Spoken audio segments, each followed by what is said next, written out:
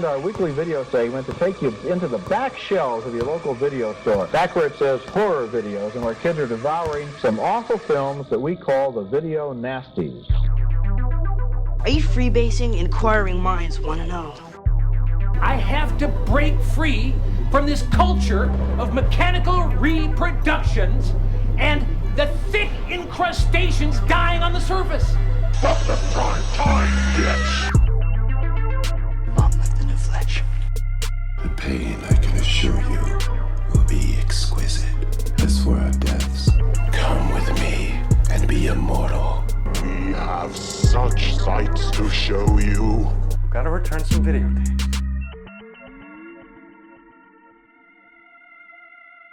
Happy anniversary, horror hounds, and welcome to the It Slays podcast. I'm your humble host, Rowan. I'm your Sutter Kane promotional tote bag, Mike. I'm Colton, and I forgot this was our anniversary episode until Rowan just said it, so that's great. And hey, it's Jill. By the magic of editing, no one will hear that huge pause after I said that, because whenever I go off script, I then forget I have a panic attack of like, what do I say when I open, the 800th episode of, the It Slays podcast. Like, I don't remember it at all. But yes, we are back. It is our 7th anniversary episode. Some may say 7 years too long. This has been going on. Oh, wow. Maybe even 8. We should never have even thought about it. Yeah, really. I was going to say others might say, like, I don't know, 2 or 3 years. Well, how long has it been since Jill's been on? 3, 4? I don't know. 3? Time is just a construct, guys. It's just a construct, so it doesn't matter. Yes. Listen, I just on the occasion of our anniversary episode, I was thinking the other day when I was plotting out, my viewing of this and when we were, still unsure of what movie was going to be picked and all that. And I just kept thinking fuck, another anniversary episode. And I just kept thinking about the night that you texted me about let's do a podcast, and it just feels like it was 20 years ago. Yep. And it's that first maybe year or so, maybe a little bit less, where I was sitting in my fucking apartment's kitchen at this little tiny, it's barely a table, it was not even the size of a school desk.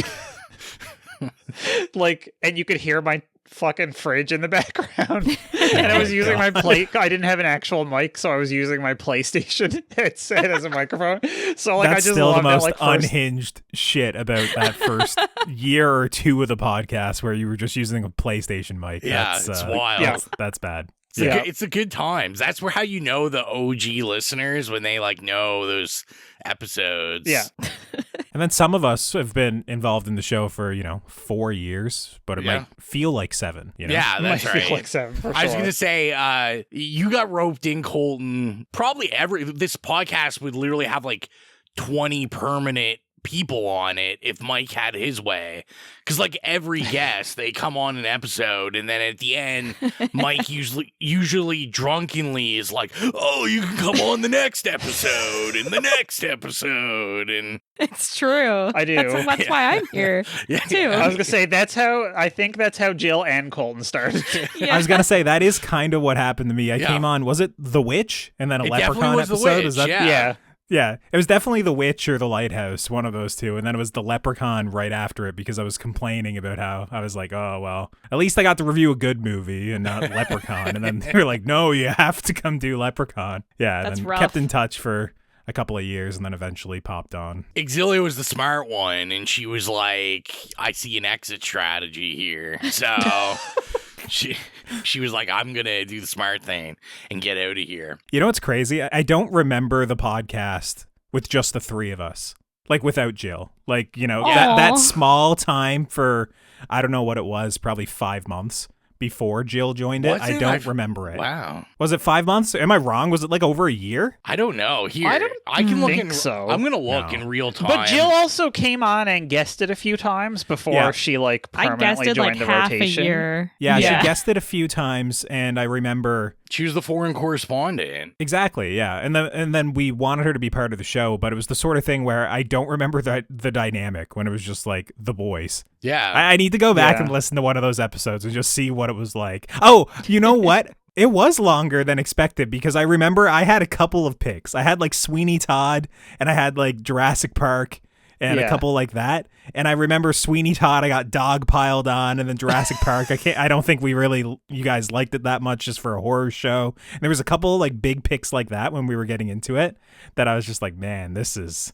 brutal. Every episode I'm just going through the fucking ringer. Yeah, because I'm looking now, and like I feel like, because when did you come on when we did? Were you on the Troll 2? Yeah, you were on Troll 2. Who, Jill? No, Colton. Well, yeah, Troll 2 was my introductory episode. That was like Colton's officially part of the podcast. I choose Troll 2, and neither of you guys understand the movie, and it was just brutal. It's Here's so brutal. If you go back and listen to that, I bet it's like Colton is really excited about Troll 2, but Rowan and Mike are taking it seriously. Like this is an actual horror film to, get into, not like just like reveling in how stupid it is. We need a Troll 2 redo. That's what needs to happen. Yeah, It Follows Redux because Jill and I can talk about it. And also it's Troll 2 at our worst. Redux. That was Mike on the PlayStation mic, and I don't know. Yeah. On the PlayStation mic and like a full bottle of wine in. 2021 October, Troll 2, and then Jill guested on May 22nd on the Neon Dream. Neon Demon. Or Demon, yeah, sorry. And then I'm scrolling here. And then I feel like you just kind of popped in on the rest of them. And then it was just... You were always texting me. And you'd be like, hey, you free tonight? And then you would get me to watch something. And me and you... Like, it was like a now slaying that Colton couldn't do or something. It looks like Ravenous was the last one that you got, like, your name as the special guest. And after that, you were just absorbed. Yeah. Absorbed. Well, you guys waited. That would make sense. Yeah. For like you the waited new for year the or anniversary. Oh, yeah, that's yeah, right. Yeah. Definitely. Yeah. You asked me like all romantically. That's right. I remember that. Yeah. We went How steady nice. before you asked me. Yeah. Candlelight dinner of human flesh. Yeah. Mike took his laptop camera and pointed it at his dick for you. Yeah. I I love only the did that like inside 7 times tonight. Yeah, I was gonna One say for the every inside year. joke for only us. Yeah, that's right. With the technical difficulties behind the scenes. That involved my camera going down and up numerous times. And it's a shame. We always say maybe someday, but we never. We're sticking. We're purists. We stick to audio, not video. And it's a shame because listeners aren't going to get to see what I'm whipping out for the anniversary episode. I only like to bring it on special occasions, so I got to bring it out. The hat's coming back. Oh my god! Yes, Halloween Yes. too. Yeah. Love Let me it. get a picture real quick. Yeah, Iconic. that hat of the janky Michael Myers face Yeah, stretched it's over like that. it's like Ugh. Mickle Moyers. Halloween do. I was in Greenwood, Nova Scotia, Giant Tiger. They had a bunch for $5 in a bin, and I was really tempted to. I think everyone on the podcast had one. We should just give them away. I was gonna say Listen. you should have bought a bunch of them. Yeah, that's yeah. right. Listen, I don't wear hats, ball caps. You could probably, I don't know. I can think back on my life, and I may have wore one once. I would rock that on the show on an anniversary yeah. Fuck episode. yeah. The bad Michael Myers hat. I'm not gonna lie, I Absolutely. still haven't had the balls yet to wear it like out in public or anything. You should, ironically, wear it. People might think I'm In special. public. or Bro, you'll something. make so many friends with that hat. I'm dead For serious. the wrong reasons, too. Jill, you need to post the picture that you just took on the Instagram so everyone can see the Yeah. hat on, bro. I'll wear it till like the next Terrorvision screening when it's like nothing to do with Halloween or anything. Yeah. And they're just like, who is this guy? It's just random. Where's his They're handler? watching like Yeah. something like a Creature from the Black Lagoon, Yeah. and you're there with your Halloween do hat on. It's a shame, but we know what we're going to start with, guys. We're going to start with what we've been consuming, what we've been watching, what we've been reading, what we've been listening to, all that good stuff. And I'm tired of listening to you guys saying, you picked him last time. So I'm picking Colton this time. It's been a little bit since I've gone with Colton. True. It's been a month. A month, yeah. A month there and a you half, go. maybe. Yeah. Which, to be fair, that's 2 or 3 episodes. It's so, really I'll sad how much of my day-to-day while driving in my car, like I had to drive, do all these errands, was consumed by me figuring out who I had picked. Instead of just listening to the last episode, I just tried to, like, recall who I picked. I'm like, is that right? I got to get this right. I got to get it right. I can't look like it's a always fool. Mike. It's always Mike.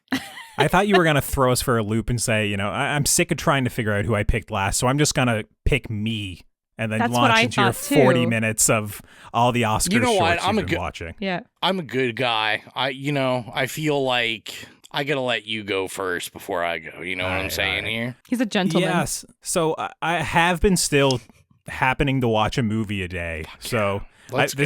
This is the longest I think I've ever had a streak. So I started in the new year and just accidentally fell into it. So I'm still going. All Tubi originals. I'm not going to talk about everything. All Tubi originals. All Tubi originals. But yeah, I have checked out a few things. Obviously, for Now Slang, we did a double feature on Send Help and Iron Lung.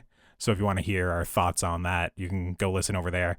I will say that it's interesting where Rowan and I fell on those movies. I always love the episodes where we don't really fully agree, but also we kind of swap places in what we're looking for in the movies, So that was a lot of fun. The first thing probably worth mentioning is, I don't know if anybody else watched this. It was on Netflix, and it was a live event of this rock climber, Alex Honnold, climbing the Taipei 101 skyscraper. I think it was literally just called Skyscraper Live. Did anybody check that out? I didn't watch it, but I've heard everybody talk about it. Yeah, I vaguely remember hearing about it. It sounds like my nightmare. When I watched that fall movie, I was like sweating and fucking closing my eyes. So yeah, I was hanging out with a couple of friends that night, and they just threw it on in the background. We were kind of talking about how sick it is that Netflix is doing this live stream of this guy climbing this 1,500 foot tower with no rope, because basically everyone's just tuning in to see if he's gonna fall. Right now, I had a couple of friends there that were rock climbers, and they were talking about, like, this guy's the best in the world. They were like, yeah, you got to watch Free Solo if you've never seen that movie. So later in the week, I checked out Free Solo, and yeah, they're completely right that this Taipei tower is like a 1 on difficulty scale compared to what he was doing. Free Solo is probably one of the craziest documentaries I've ever seen, I would say. It's about this rock climber, Alex Honnold, who essentially is obsessed with the idea of climbing El Capitan, which is a 3,000 feet, basically just sheer cliff that has like a crack that's kind of going up half of it. And it seems to be, from what I've seen, like one of the most difficult climbs in the world. And he does it without a rope, and it's basically tracking him for kind of 2 years as he's training and trying to find kind of the mental fortitude of, like, how is he going to put his life at risk to climb this? How do they even film this ethically? Because a lot of the people that are filming him and following him are friends and professional rock climbers themselves, and they're kind of conflicted with the idea of filming their friend kind of fall to his death. Now, obviously, since I've said that, this came out years ago and Taipei 101 just happened, obviously he makes it, but even with that sort of knowledge going into the movie, the last half hour of this, the Free Solo of El Capitan, it is insane. Like, I had complete sweaty palms. There's points in which they're filming it where the camera operators just kind of have to turn around and look away because they just can't bear to, like, look at what they're filming. And this guy is insane. Like, he definitely has a personality disorder, or like doesn't understand fear or what it means to kind of put his loved ones in like distress at what he's doing. Definitely like a crazy guy to follow and a really interesting documentary. So that was a great recommendation from my guys after watching essentially a guy just climb a tower like so easily. Like, there's points at which he's climbing this tower, he's 1,000 feet off the ground, and he's just hanging off by his feet because it's like he's just so confident in climbing this. This is insane. Like, this rock face, like, it's a harrowing climb, and I was riveted like the whole entire time. So as a documentary, it's definitely one of the best things I've seen in ages. You know, I really enjoyed it, and it was, scary. Outside of that, I mean, the rest of the things that I've been watching are kind of normal. It's that time of the year where, you know, the Oscars are on the go. I always check out a few things. I think I said last time I'd watched basically everything of note, you know, in the international features, Best Picture or whatnot. But there was one movie, Song Sung Blue, that I hadn't seen, where the lead actress, Kate Hudson, she was nominated for like Best Lead Performance. So I wanted to check that one out before the Oscars. And essentially it's Hugh Jackman, Kate Hudson. They are a Neil Diamond tribute band, cover band in Wisconsin back in the day. And as someone who barely knows who Neil Diamond is, and you're under the age of 50. Yeah. And it's just like this normal Oscar baity movie going in. I was like, I'm not really looking forward to this. Kind of has like mixed reviews and whatnot. I will say overall, it was half decent. Hugh Jackman is like the main guy. Obviously, he's a bit of a showman, loves to sing and dance and stuff. Kate Hudson, you know, she really sells it, and she has a lot more to do in the movie because she... Well, just, I don't want to spoil the movie, but she has a lot of challenges throughout the movie as it goes on. It's very much one of those where it's like Hugh Jackman's character is, you know, an alcoholic, but he's been sober for 10 years, and it documents their rise, but then a very dramatic thing happens about midway through, and then, you know, oh, he's struggling with maybe, is he going to go back to alcohol? Kate Hudson is kind of struggling with a drug addiction. All this chaos, you know, and the music is put on the back foot, and it's essentially, you know, can they find their way back to following their dreams and kind of reunite this cover band? And, yeah, I mean... It was fine for what it was. I enjoyed it. It definitely wasn't like amazing or anything. It kind of sounds like The Way We Were. The Way We Were. So I haven't seen that. Okay. Yeah, but I mean, I wouldn't be surprised. It was the sort of thing when I was watching it, I feel like I've seen this sort of movie, you know, half a dozen times. Yeah. And another issue when I was going into it, I never knew how long it was, and I started it at like 11:30, you know, just before midnight. And it's like 2 hours and 15 minutes, 2 hours and 20 minutes. So it's just for a movie that feels quite cliche, even if it does have a couple of decent performances at the center, it was just, you know, it was long. A bit of a lengthy sit. Outside of that, I did check out a couple of genre things. I wouldn't say horror, even though this first one I've been hearing that it's one of these great new horror releases. It's called The Plague, and it takes place at a water polo camp in, I think, 2003. Early 2000s anyways. And it basically focuses on these young boys as they're training for water polo, but there's this myth or this urban legend at the camp that the plague gets passed to like one kid each session. And essentially when someone catches the plague, all their peers ignore them, you know, won't associate with them. And the person who has the plague kind of gets like a fungal outbreak on their body. So it winds up being the sort of thing where it has an interesting premise, has great cinematography, a really good score, but as like a horror movie, like what they were kind of pitching it as, it's more or less just like the horrors of coming of age, you know, dealing with your peers, dealing with your changing body, dealing with bullying. And, you know, it's less so what you'd call a traditional horror movie. I think it's all just basically no-name actors, but they were all the young boys were really good in the movie. Joel Edgerton is their water polo captain, and I mean, I love Joel Edgerton. I think he's just a great actor. I think, is he nominated for Train Dreams this year? I can't remember. But I can't remember. Either way, I mean, Train Dreams is another Oscar movie, and it was a delight to see him in this movie. I was surprised like that he was involved at all. We're in rough political times. I don't know if you're allowed to say young boys that many times in a conversation.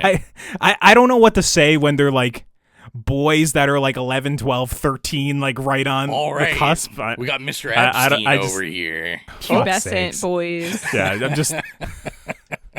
Anyways, it's the plague. It's the plague. I thought it was very good. It's just not really a horror movie outside of the horrors that everyone faces as they're coming of age, more or less, and kind of trying to relate to their peers, more or less. And the last things I saw is I did a double feature last night of Influencer and Influencers, which... Yeah, Rowan's clapping because I think he's a fan of the original Influencer, if I'm not mistaken. I fucking love it. And I'm not going to lie, I really enjoyed it as well. It was the sort of thing I threw this on late at night. It was kind of like, what am I going to watch? I checked it out. It was 92 minutes. I said, sure, let's do this. It has good reviews.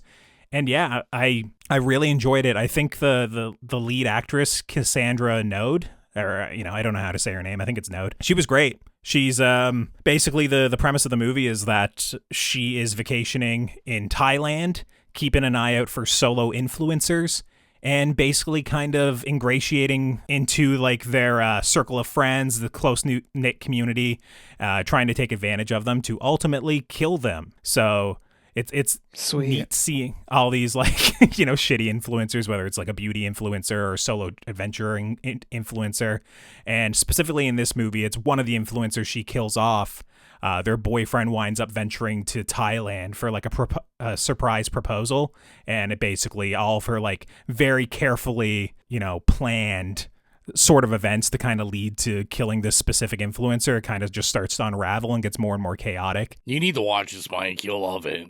The music in it is really good. It's like really good. It is, pop music, but like not like popular pop music, like electronic. It fits what pop. it's going for sure. Yeah. And also, like, I couldn't find any production details, but this seemed like something that was filmed on location, I would say. Like, it's definitely a small budget movie, but when I was watching, I was like, this looks like Thailand for me as someone who has never been off of North America, but it looked like it, So I really enjoyed the first one. I thought it was great. The second one picks up a couple of years after where the first one leaves off. I proposed it for Now Slain and was shot down. So yeah, you were shot down because I was going to have to watch both of these movies in order to talk about the second one. I searched up and seen if you can just jump into the second one without seeing the first, and you couldn't.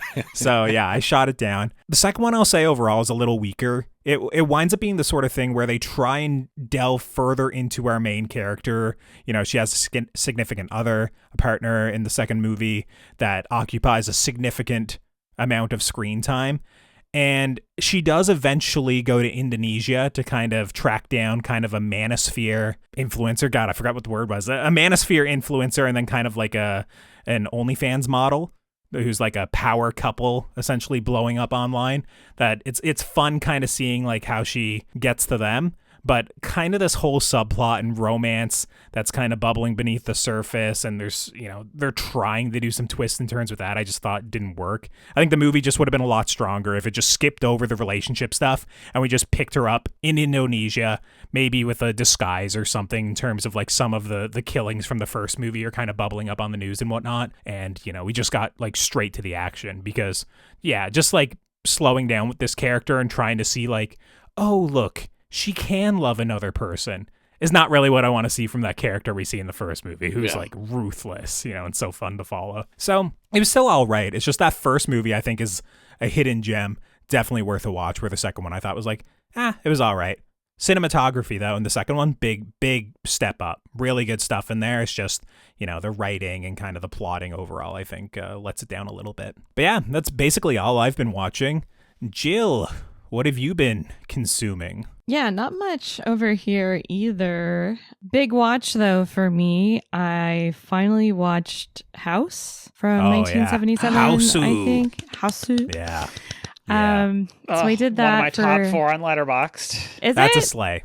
Yeah, that's a slay. Nice. Okay. Yeah, Colton and I haven't been on the podcast long enough for that one. Yeah, sadly. I think that was a 3-way slay, I think, maybe. Or maybe I only give it a yay. I can't remember. It was high. It's a slay. I love it.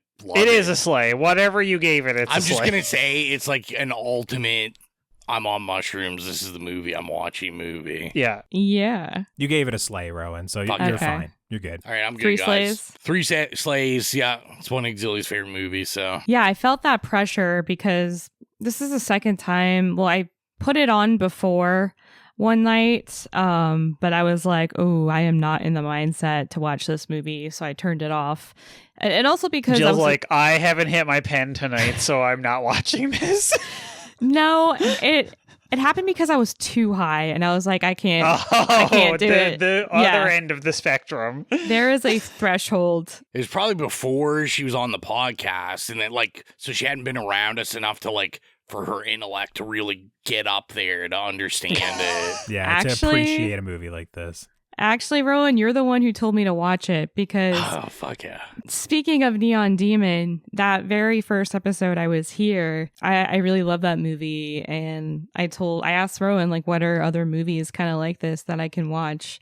Just like more elevated and like kind of art house horror. But also, And he said Hausu? yeah, that was on the list. And I knew it was like a highly esteemed movie, so I was a little scared watching it because I was like, okay, I have to like it. If not, like, people are going to take my credentials away. So, you know, just like the Night of the Living Dead discourse that you guys had, I felt that with House. And second time around watching it, I also expected it to be animated because like the scenes that I've seen from the movie were like all pretty much kind of animated. So I had no idea what was happening in the beginning because the tone is so different from the rest of the movie. It brings you, I don't know, it's so it gives cheerful you sort of and magical. Yeah. Yeah. It actually reminded me of Suspiria a little bit in that way, that it's kind of like fairy tale, like magic, and even like the score. Just the way that it's like kind of disjointed. It's very much like there's almost like a narration of like, and the girls are going on this magical journey. Yeah, exactly. And I loved all the like archetypes of the girls. Like they had their names and their little personalities, and I really identified with Mac, so the girl who's always eating, and same, and Fantasy, because I would be freaking out too if I was in a haunted house and all of her friends just like gaslit her, but she was right. So yeah, and Gorgeous is a terrible person, also, like the main girl. They usually are. Yeah, it got weird. It got a lot weirder than I expected. I liked all the like mixing of like the animation with the psychedelic crazy stuff that was happening in the movie. I thought all the kills were cool, and then I heard that the kills were based off of the director's, like, he asked his daughter what scared her, and it was like mattresses and stuff like that. So pianos eating me. Pianos. Yeah. Like, so gross. Some of the kills and like some of the scenes, like the watermelon eating scene, are just going to be embedded into my brain forever. And I was super confused watching it. I was like, I was trying to piece together what was happening, and it's really hard to do with a movie like that when it's kind of all over the place and you kind of just need to like let it go and just enjoy it a little bit. It's pure id. It's just like you just have to ride it, right? Yeah, like, yeah. Maybe this will be the year. Just wait till one of my picks is The Happiness of the Cat of Carouse, which is like its sister movie, essentially. It's a Japanese comedy horror musical with like Muppeteering and stuff. It's fucking wild. It's like from the 70s, psychedelic. Very similar. We'll have to watch that. Drug movie. That's what it is. Yes, when I watched it, I wasn't too keen on it for a while. And then afterwards, I let it marinate for a bit, and it came to me, and I was like, you know what? I need to rewatch that with a different lens, like just being ready to accept what's going to happen. But yeah, I thought it was really fun, and very Evil Dead also. Like, yeah. Because it's like silly and whimsical. Yeah. While also absolutely terrifying. Yeah, it is. That's the best type of movie, right? It's like terrifying and yet like silly and slapstick. Like, it's actually slapstick, yeah. I think I saw Trevor or Willow or both of them on Letterboxd compare it to Looney Tunes, or how it could be inspired by Looney Tunes. And that's a big thing that Trevor always says, because I remember when we watched The Craft with him, he showed us a couple of Looney Tunes. Yes, beforehand. The witch episodes. Yep. Another thing I watched... That's so fun, by the way. Everybody should do that. Like, we're just throwing that out there. Steal Trevor's idea, but every time we watch a movie, he'll like find old Looney Tunes or like Betty Boop or like old animated shorts from like the 30s and 40s and like that are themed to whatever movie we're watching. So like when we watched The Craft, we watched a couple. Yeah, we watched a couple of like Witch Hazel Looney Tunes shorts beforehand. It's a nice way to like kind of get into the mood, right? He's a wizard. Just be careful though, because when he's explaining them to you and you look around and he's laid out plastic everywhere and he's doing his little American Psycho dance while he does it, you gotta be careful. You're like, why is Huey Lewis in the news? The other thing was a rewatch. I just put on Silent Hill in the background the other day when I was like responding to texts and stuff. So Return to Silent that Hill. was cool. Big one. Nope. No. Haven't done it, and since I hear so many terrible things, I don't know if I will. And I have to go play the games. So You're listening to the wrong people. I mean, if you listen to our podcast, that's a double slay right there. So no, I trust Colton's opinion on that one. 100%. Yep. Apart from that, I read one book or like a comic. I got this in Newfoundland. It's Monster High, New Scaremester. The hotel I was staying at was right next to Downtown Comics, so I went in. I had to buy some stuff, and I thought this was cool because I love Monster High dolls. I collect them. And at first I felt a little weird. I was like, oh, this is definitely for children. What? What are you laughing at? No, of course you love Monster Mike said, High. Of course you do. Just cracking up laughing. You collecting Monster High dolls. Jill's working on her Monster High erotic fiction, fan fiction novel. I would never. Oh my god, she's gonna inject like giant foreskinned pierced minotaurs.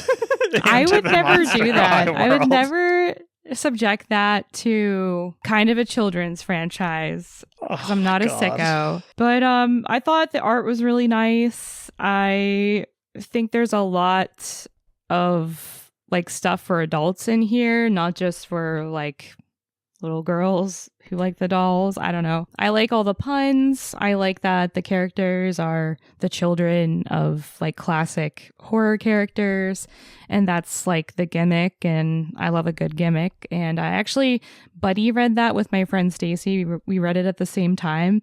We're like texting each other and we were like, wow, this is like really gay.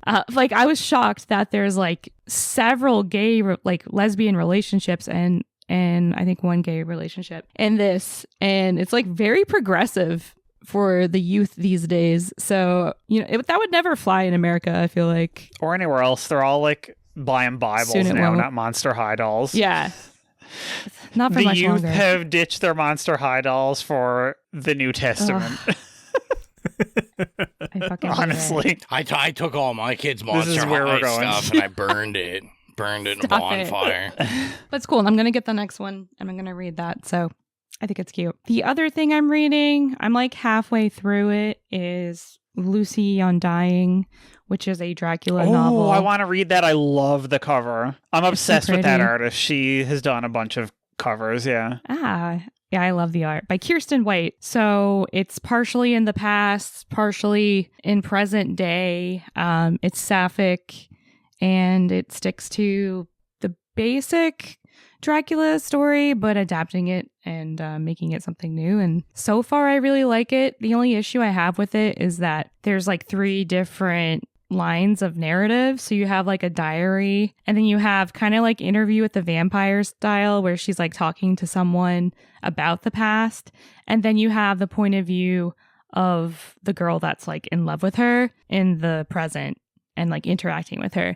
And every chapter it switches. So like if I put it down at all and I pick it back up, I'm like confused. It's one of those books where you have to sit down and kind of like read as much as you can. Well, otherwise it gets kind of confusing and like disjointed. But I'm really liking it so far. So let me know if you read it, Mike. I mean, Dracula is the gayest Yeah, book/film series of all time. it is. So why not write a nice... Because Bram Stoker, noted homosexual, by the way, in case Noted. anybody didn't know. I'm trying to remember. I think it was like he would write like lusty fan letters to like Walt Whitman and was like, I want your beard, daddy.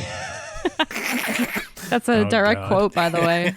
Direct quote. You heard it here first. But that's me. Mike, what have you been doing? Oh my God, what have I been doing? Okay, so I haven't really been able to... It's been one of those like couple of weeks where it's been a shit show. We had like a lot of stormy weather, including one day where I was like pretty much like a full 24 hours without power. That Which probably sucked. same day, it took me 2.5 hours to shovel out my single car driveway. Right? Yeah, it was brutal. It's so funny because the day that we had a storm, which was like earlier this week, it was like pretty much overnight Sunday into Monday morning, and then it stopped in the afternoon, and then in the late afternoon and evening it started again. And I had to work at 5 a.m. on Tuesday, so I was like trying to get in bed by like, 8, 9 o'clock Monday night. And at 7:30, my fucking power went out when I was like getting ready to go to bed. Oh my God, it was so fucking cold. So I like literally piled like 2 quilts on my bed and had pajamas on and was like in bed in like my bathrobe and stuff too. It was like just fucking desperate. So pitiful. And my power came back on. I didn't have to go in at 5, but like we delayed by a few hours, but I was going to go in at 8:30, and at 7:30 my power came back on in the morning. I was like, cool. Anyway, I'm going to work now. And I get to work and like 2/3 of the power was out. Like essentially some of the lights and some of the outlets worked, but nothing else did. And of course, one of the things that was out was the fucking heat. Oh, no. So then I had to spend all day at work with no heat and barely any lights. And I was just like, fuck my life. And I got home and was like, all I want to do is like curl up and like put my space heater on and watch movies. And I was just like so cold and miserable that I couldn't. I love that So they it's been, didn't like- close. It was the sort of thing when I worked there as well. I feel like we would just never close for basically anything other than like the impending apocalypse, more or Well, less. I mean, it was closed, but like it was I closed. had stuff to do, all right. so Okay, all right. I misunderstood. I thought you meant that you guys were still like serving customers. Oh yeah, or no. whatnot. It was Okay, just all like right. I went in You're and just was like stocking doing or stuff because stocking I'm a shelves or dumbass. whatever, yeah, okay. Anyway, so I did get a chance to watch a few movies, but it's just been like that was essentially 2 days, and like most of the last 2 weeks has been like that on and off for various reasons. I want to start with something that I watched that I think everybody should give a whirl because it's on Tubi. It's this I'll old. Get right on it. Listen, it's literally made for Tubi. So it's this 1987 slasher movie called Killer Workout, which is exactly what it sounds like. And when you watch it on Tubi, you know how like sometimes they have like the alternate titles, like in the UK it's called something different or whatever. So the version on Tubi actually has like when the title sequence comes up, it's not called Killer Workout, it's called the alternate title, which I think is way better, and it's Aerobicide. Oh, that is how good. awesome is that? I was like, why didn't you call this Aerobicide? Like Killer Workout gets the point across, but like Aerobicide is just like so like just rolls off the tongue, Anyway, it's exactly what you think it is. It's this really, really, really cheap, like dirt cheap slasher movie, and it's about this aerobics business that just like people start getting murdered at, and the murder weapon is this giant like 2 fist size safety pin that people get stabbed with. Oh my God. It's so bizarre. And like I started watching it and was like, this is going to be like a really campy, awful movie, and that was kind of like what I was in the mood for. And it is. Obviously, like, don't get me wrong. It is campy. It is bad. It is cheap. But it is also one of those movies that, like, I don't know, like a half hour into it, when I was, like, really getting into it, I was like, this is actually really fun. It's such a fun movie. And the version on Tubi is, like, obviously a VHS rip because, like, it's awful quality. And you can see the, like, tracking bars at the top and bottom of the screen sometimes. And, like, it's in like non-widescreen format, and like the aspect ratio is awful. But like I don't want to say too much about it because there's kind of like a few twists and stuff. But honestly, like if you're into a kind of like campy, almost vaguely giallo influenced 80s banger, like definitely check it out. The soundtrack is excellent because of course where it's an aerobics movie, it's all like synthy bops because it's them doing like aerobics routines. And yeah, I was like literally Googling about 5 minutes after the credits came up, like where to get the Aerobicide soundtrack.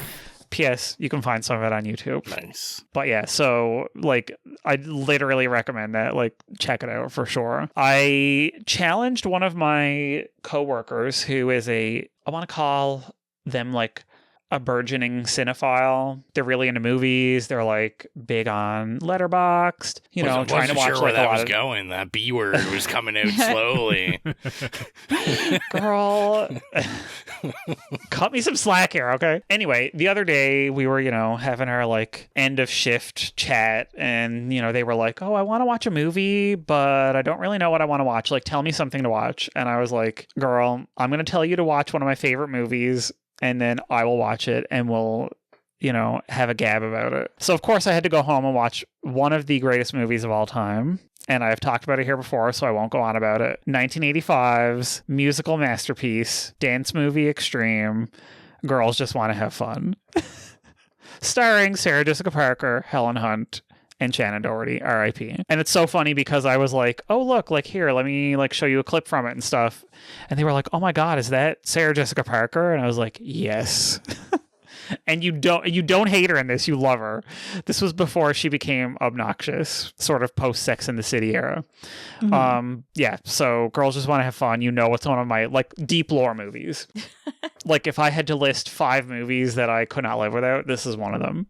Mm-hmm. And I only watched a couple other movies. I had my like shitty Tubi movie night with my friend last week, where we drink and watch bad movies, and we landed on a 1987 TV movie starring the Queen herself, Susan Lucci. Letterboxd has it listed as Haunted by Her Past. Yeah. Mm-hmm. But on Tubi, it's called something different. Let me just look, because sometimes they have the alternate titles. Secret Passions? Secret Passions, yes, yeah. So we thought we were watching Secret Passions, and then when I went to log it, I found it was actually called Haunted by Her Past.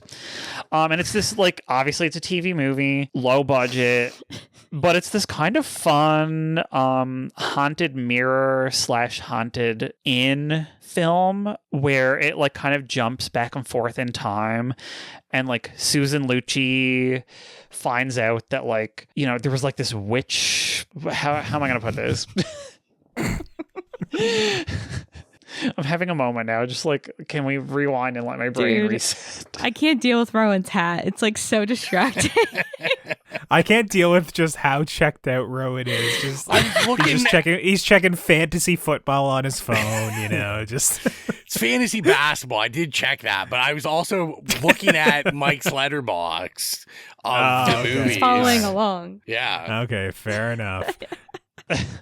Okay, so Susan Lucci like shows up at this, they show up at this inn when they're like on a trip for their anniversary, and it turns out that like one of her ancestors was a witch, and it jumps back and forth in time, and she becomes possessed by her, and it's this like race to drive the witch out and save Susan Lucci, and it's such campy garbage fun. Like, how this is. I always say it. If you're into like a campy TV movie, 100% check it out. It's fluff, but like, it's actually not bad. Like, I think I gave it 3 stars instead of 2.5. So it's like a hint, a little like whiff above average. And the last thing I watched was I didn't get to see it in theaters, unfortunately, but I did find it online. Speaking of campy bullshit, I finally got to see the adaptation of The Housemaid. Oh, yes. Starring Mother, Amanda Seyfried, and then our favorite Republican, Sydney Sweeney. There we go. Republican Queen herself. Oh, God. So I love that I've sung her praises so much on this podcast, and it's just like I feel like every couple of months it makes me regret writing for her so hard. I know it hurts. Yeah. We know. No, you listen, riding but here's for the her thing. acting skills. So, like I 100% am with you, because obviously like during the Euphoria days I was like, okay, I'm totally behind her. Like she's stands out a little bit from some of the other actors. And then when she did what was it, Immaculate? Yeah. That really I wrote hard for her then too, because I was like, guys, this was like our passion project, and it's this really good like pro-abortion movie. And then like a year later I'm like, oh my God, she's problematic. And maybe it's more like her family. But anyway, we're not going to go there. We're not going to litigate her Republicanness. We're just going to say it is what it is and move on. But yeah, so The Housemaid is, if anybody hasn't seen it, a campy thriller based on a massive, like probably one of the best-selling thriller books of the last 10 years. It's huge. Like it's just millions and millions of copies bestseller, and people are obsessed with it. I feel like it's on TikTok all the time, and it spawned 2 sequels, so there's 3 books now with the same main character. But essentially, it's about, you have Sydney Sweeney starts off the beginning of the movie and applies for the housemaid / nanny position at this like really swanky mansion, and the like wife of the couple that own it is Amanda Seyfried, and they get along really well, and she kind of like offers her the job, but like immediately, like as soon as Sydney Sweeney leaves, you see that she's just sort of like pretending, and that she actually, lives in her car, and she really needs the job. And of course she moves in, and then Amanda Seyfried starts acting like a psycho, and it's kind of like this, like she's torturing her and something's going on and you can't figure out what it is. And anyway, it's kind of like a twisty movie, but it's also sort of like a riff on Gone Girl. So it's fairly predictable. Like you can kind of see them setting up like all the twists and turns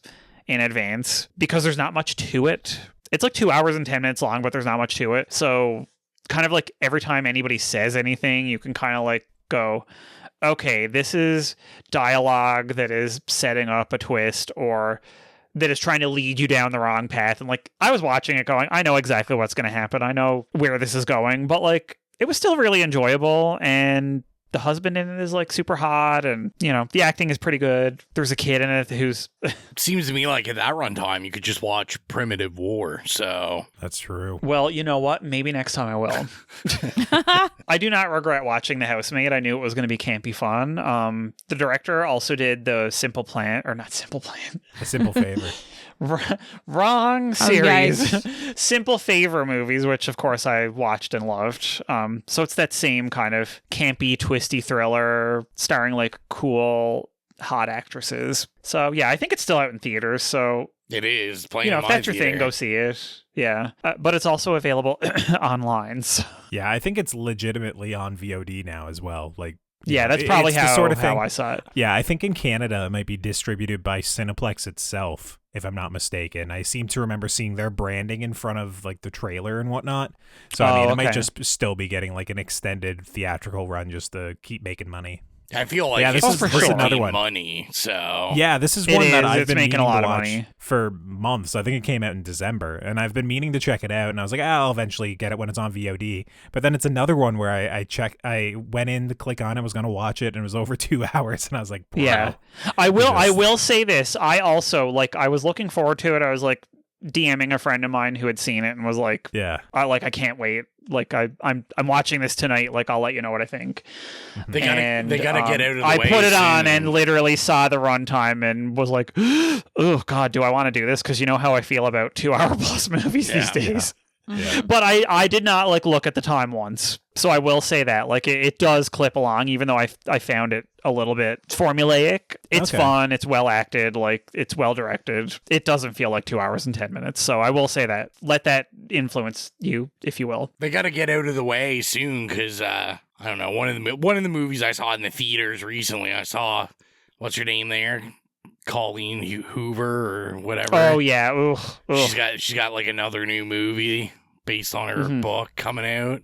So I'm like, yeah, there's gonna be 800 old people in my local theater soon every day. Yeah.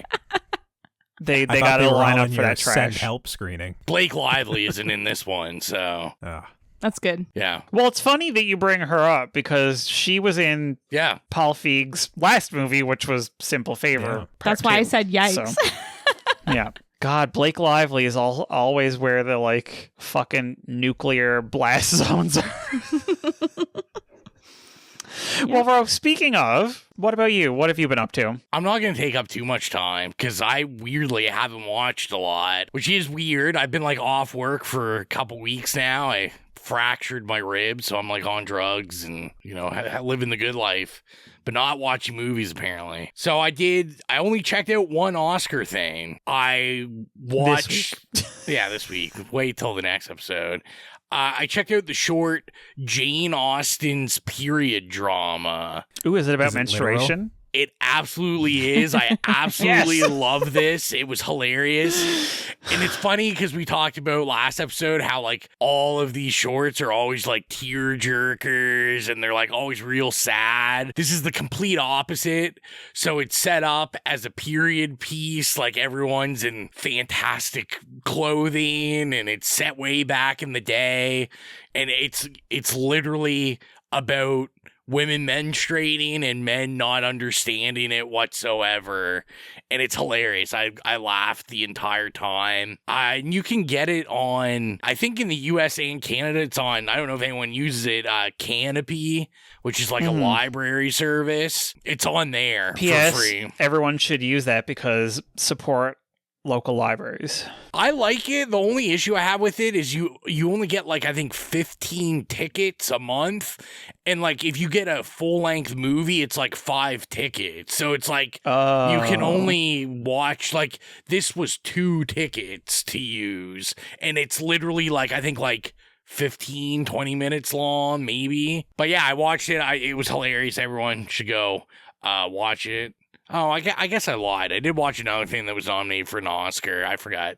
I finally saw Begonia. Oh, nice. Oh, nice. Me and my buddy. Yorgos. Yeah, me and my buddy at work. We were trying to decide what to watch, and usually I let him pick, but I was just like, "Hey, this is on my Oscar list. It was on my list to see anyway. Are you interested in seeing it?" And he was like, "Yeah, sure." He's never seen any film by him ever. Oh my God. So I was like, "Sweet," and yeah, I thought it was pretty good. I thought it was a pretty good time. Jesse Plemons, as always, just killing it. Mm-hmm. Isn't it criminal? Have you that seen he the didn't original? Get nominated? No. Is there an original? I didn't know. Oh, I think I did read Oh, it's that. a remake of a South Korean movie. Yeah, it's like something Green Planet. Save Oh the my Green God. Earth.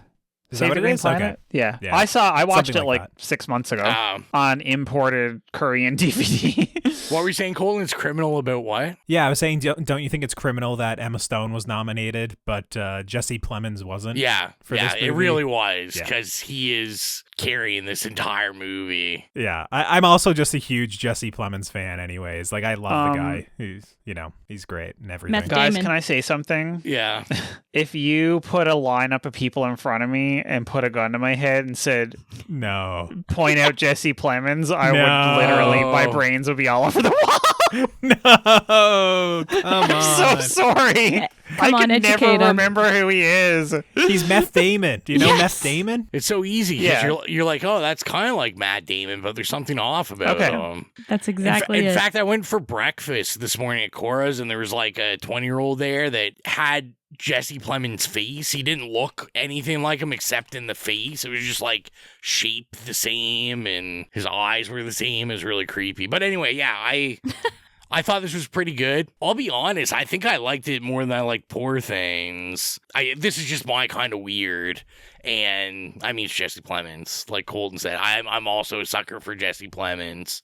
So, you know, if you're into some weirdo movies and you want to find out, you know, what kind of alien are you, you can find out by watching Begonia. And then I watched one that for me is criminal. I've never seen. That we watched this before we watched Begonia, but I watched Clockers by Spike Lee, which I had thought I had seen and I had never seen. And this movie is fantastic. That's so weird because that's like a Spike Lee era that's so you. It's like Yeah, I know. 90s Spike Lee. Like his commercial peak. It was kind of funny too because we're watching it and I'm like, oh my god, this guy's in it. And like the guy at work I watch all these movies with, he's like in his 20s, so he's got no idea who these like early 90s rappers are, and I'm like fanboying out as I watched it. But yeah, the cast in this is crazy. It's like Harvey Keitel, John Turturro, Delroy Lindo, Mekhi Phifer, Keith David, Regina Taylor. Yeah. Like all the hits. And then, of course, I fanned out because Fredro Starr and Sticky Fingers from Onyx are in it. I'm just like, and this is like peak Onyx days. This was before Fredro Starr was starring in the hit movie Save the Last Dance. But yeah. Leave Save the Last Dance out of this. This was awesome. I really liked it. It's also like really different for a Spike Lee movie. Now, he didn't write this. Some random white guy wrote this. Yeah. He just directed it. But it's interesting just because, like, you know, Spike Lee has a very, like, signature style. And it's that style, but it's almost told in, like, on... You get a lot of the cops. It's like, you know, it's like a cops and the hood guys... drug dealer movies, but it's like you get a lot of the cops perspective, and it's very like it's just very interesting. The soundtrack's very interesting. A lot of Seal. We were in the key. Seal. This came out the same year as Batman Forever, so Seal was just on one. But it was just weird because it was like you'd have these hip hop songs and then just weird adult contemporary Seal playing that didn't really fit the mood. Seal always fits the mood, Rowan.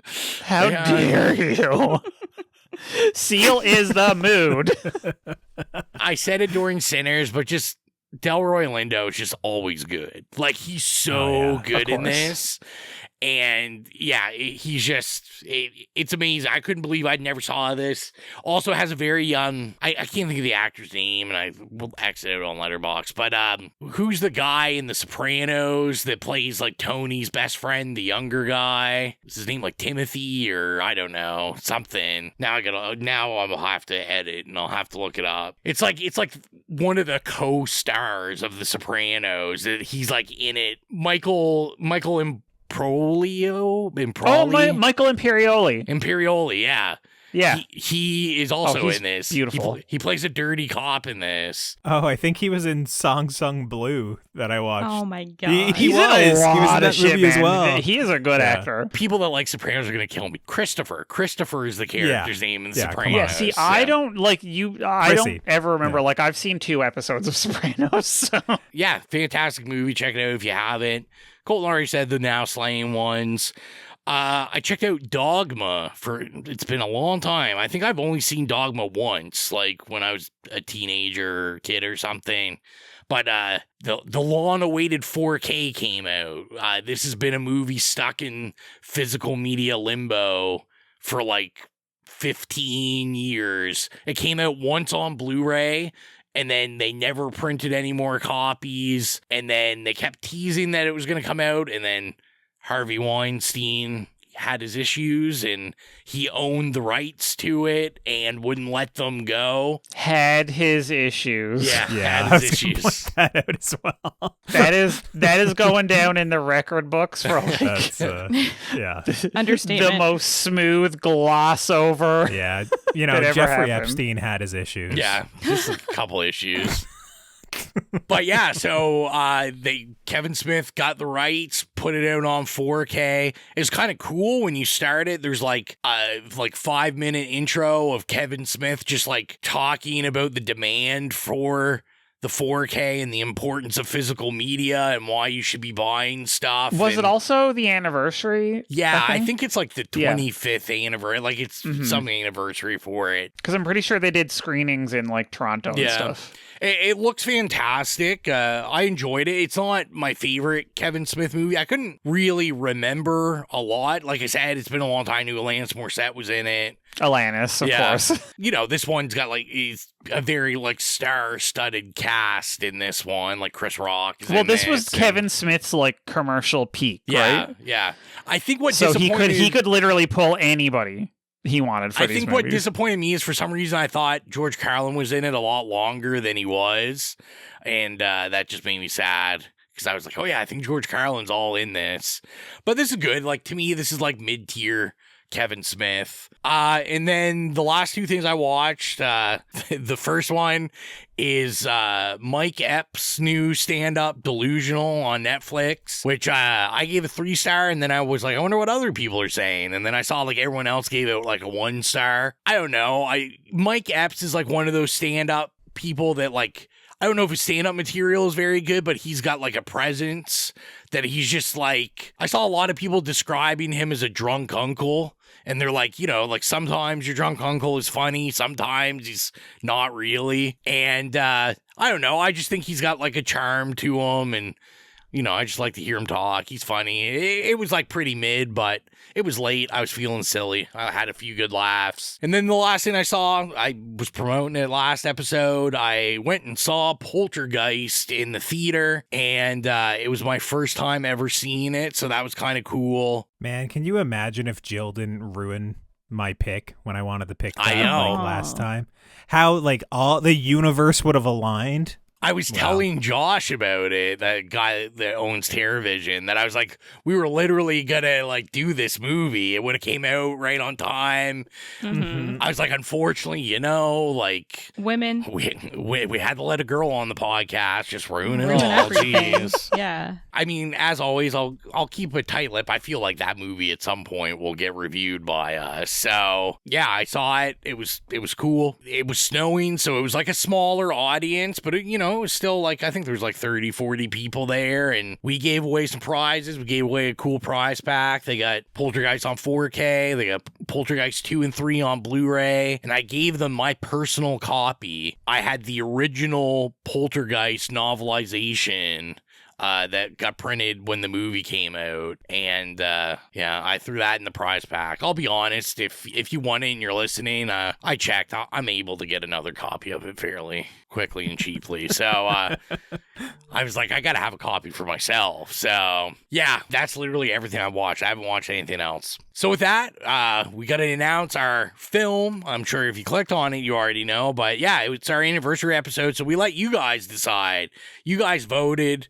The voting was nuts. I think we had more voting this year than we've ever had. Maybe. I don't know. I didn't tally it up because I was busy, but I mean, it was definitely a close vote at various points throughout. Like, I thought, to tell you the truth, that House of Wax was going to make it to the finals this year. Then I thought Slumber Party Massacre 2 was going to make it. And then, Psycho and In the Mouth of Madness just squared off in the end. Yeah, I feel like I should, kind of get my trump on and be like, it was the biggest vote. Most people came out and voted ever in a poll on Instagram. It's the biggest, it's the greatest. Like Colton said, In the Mouth of Madness about to win. And then, of course, this episode, what really won was the double feature of Anaconda and the Human Centipede 2. So, yeah, get ready. Yeah. That's for later on. Colton's probably prepping that one up for us for his That's next the Joggis double feature that we've all been waiting for. I guess it kind of fits. And the snakes, it does the fit. snake's jaw and the human's jaw around those anuses. Exactly. So you got it. But yeah, In the Mouth of Madness one. I was actually kind of surprised this one. Not that that's a bad thing. I really thought Psycho or House of Wax was going to take it. So, yeah, you guys wanted it. We're giving it to you. I will say I may have stacked the votes a little bit because I put in one of them, I said, don't vote for the best movie. Yeah. Vote for what you want to hear us discuss. Because a lot of the times it's just like the more popular movie wins, or like the movie that is more critically revered wins. So in the last, I think 2, or maybe just the last stage, I was like, don't vote for the best movie, just vote for what you want to hear us discuss on the anniversary. Like, what will make the best anniversary episode, essentially. Yeah, I don't know. Next year, maybe, if we have something we really want to win, and, to make sure it wins, I don't know, we put it up against like something like Sweeney Todd or something. Just a real piece of crap. I am going to say, just briefly, whoever didn't vote for Slumber Party Massacre 2, fuck off. Well, then it would have came down to Slumber Party Massacre 2 versus Psycho. Yeah, that's true. Okay, I like that face-off. I would have done both of those. I would have done a double episode, honestly. And here we are. And just so the people know, like Trump, Mike has sent subpoenas. He's trying to get the voting records. He was screaming, "Stop the steal!" 100%. He wants names, addresses. We're trying to prevent him, but I don't know how long I can hold him back. But yeah, so In the Mouth of Madness, let's get in the trailer and we'll be back with the synopsis and first experiences. Kane's writing has been known to have an effect on his readers. Whatever he writes, For years, I thought I was making all this up. whatever he thinks, Do you read Sutter Kane? becomes real. It's about people turning into things. This is not reality. It's all happening for real, Trent. The best film in John Carpenter's career, In the Mouth of Madness. Like the book? Love it. Rated R. In the Mouth of Madness was directed by John Carpenter and written by Michael DeLuca, and the story is as follows. After the sudden disappearance of renowned horror novelist Kane Sutter, his publisher hires insurance investigator John Trent to find him. But what Trent suspects to be a publicity stunt to drum up interest in a forthcoming novel soon becomes a battle to maintain his own sanity when he finds himself in Hobbs End, a town that's stranger than fiction and teeters on the edge of madness. So, our first experiences, is it our first time seeing this? Or have we seen all of John Carpenter's movie? Are we all a little bit in the mouth of madness? Jill, why don't you let us know? Is this your first time seeing it? Yeah, this is my first time seeing it. I knew of its existence, but it just wasn't high up on the list for whatever reason. I don't know. There's so many John Carpenter movies I need to see. And yeah, this is one of them. So my first time. What about you, Colton? Yeah, similar to Jill, I was familiar with this one, just sort of in the past, searching up Lovecraftian horror movies or cosmic horror movies or whatnot. This is one that makes the rounds and it winds up on a lot of different lists. It's also what a lot of people say is like one of the more underrated good representations of what like a Lovecraftian horror is. So I was excited to check this one out. This is one that I thought was a lot longer than it was. So when I turned it on, it was 95 minutes. I was like, oh yeah, here we go. Very excited for that runtime. But yeah, first time watch for me, even though huge Jurassic Park fan and this stars Sam Neill. I don't know. It's just been on my radar for so long, but I never quite committed to watching it. Mike, I doubt this was a first time watch for you, right? Oh no. This was a like old VHS classic back in the day. My friend owned it and I used when I was a kid, I used my 2 VCRs to tape it off. Oh my God, classic. So, but the honestly, it's one of those. After you now. I listen. I keep saying to people like, I was a pirate from like childhood. I was like, I was a pirate before you were born. And I mean that. Like, I literally, any chance I could get to get my hands on a movie, my whole life, I have done it. I will do anything. Can I ask you a question, Mike? No, but go ahead. You wouldn't steal a car. You wouldn't steal a pop from the store. I was watching those fucking ads with like my camcorder like just aimed at the screen. Dead. I love that. Yeah, but it's one of those movies that like I was a John Carpenter fan from like, childhood. As soon as I saw Halloween, I was obsessed. And I had this and I watched it numerous times when I was like, in my teens and stuff. But it's one of those John Carpenter ones that like, for whatever reason, I never revisited very often over the years. So I actually hadn't seen it in a very long time. And it's funny that it popped up in the like brackets because they put out the collector's edition 4K of it recently and I've been meaning to pick it up. So I had planned on rewatching it soon anyway, and then it won. Nice. So here we are. Ro, what about you? What's your history? I know you got the fucking tentacles all up in you. I definitely own the Scream Factory Blu-ray of this. Of course. But this is only the second time I've ever seen it, and I only saw it for the first time a couple years ago because my buddy Dustin, when he lived here, I always watched movies with. He's like probably the number one H.P. Lovecraft fan in the entire world. Like, his house is just like Lovecraft posters. He could essentially just be a character out of this movie. He looks like Sam Neill's like prison cell. How does he feel about the KKK?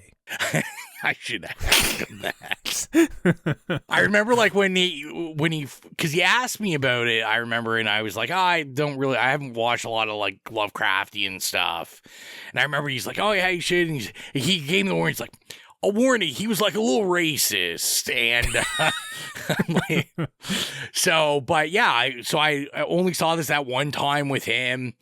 Like everyone else, I had heard of it and watched it, and yeah, this was only the second time I've ever seen it. And I agree with everyone. I kind of feel like this is, between this and Prince of Darkness, are kind of like these John Carpenter movies that kind of are at the bottom of lists or whatever. Yeah, they're very underrated. Yeah, for them. So with that, I think there's only one thing we can say to start this off, and that's, come on, you old bitch. Let's talk about In the Mouth of Madness. And I want to start off first. I think this is just where I segue. I think me and Colton are, just for the rest of the episode, are going to talk about Jurassic Park. Let's be realistic here. Jurassic Park, great movie. Fantastic movie. What a film. What a film. Sam Neill, better in Jurassic Park than In the Mouth of Madness. Oh, shit. Ooh, yeah, man. That accent was whack, dude. It took me out so many times. Yeah. I don't know if we want to get into just dogging on his performance right away, but I will just say. Well, his performance was good. But I knew Colton wasn't going to like it. The dialogue was it's scary. Very campy. It's very like intentionally campy. Yeah. My note about Sam Neill is just Sam Neill, sexual icon. Oh God. I'm just like, give her, man. Just a handsome man. He is extremely hot, yeah. Just a handsome guy. No, but really, how are we not talking, just starting from the beginning, that the intro song like slaps? It's like fucking super banger. I'd read John Carpenter wanted Enter Sandman by Metallica, but they couldn't get the rights to it. So he's like, fuck it, we'll get something else that slaps. I don't know what the song is. Well, it's funny because like he did the music as he usually does on his films, but like instead of it being like the rest of it is fairly moody synth stuff, but like that opener was like, okay, it's like John Carpenter with like the moody score, but it's just metal. It's like a metal Carpenter. It's great. I love it. That was my first note. I'm like, this fucking electric guitar score. I love it. Yeah, my first note's not about the music because I always miss it a lot of the time. I did notice it this time, but I thought it sounded just like Carpenter, but a little bit different. So it was probably just the guitars. But yeah, I thought the opening credits were awesome. Like over the printing press of the novel being printed. Yeah. And I was like, what does the title say? Hobbs End Horror, I think. Just trying to catch it. It was just a really good way into this movie when I didn't know what the hell I was getting myself into. The covers to the books are amazing. Like I'm actually obsessed. Really like the artwork to it. I should have looked it up. I can't think. There's an artist I follow.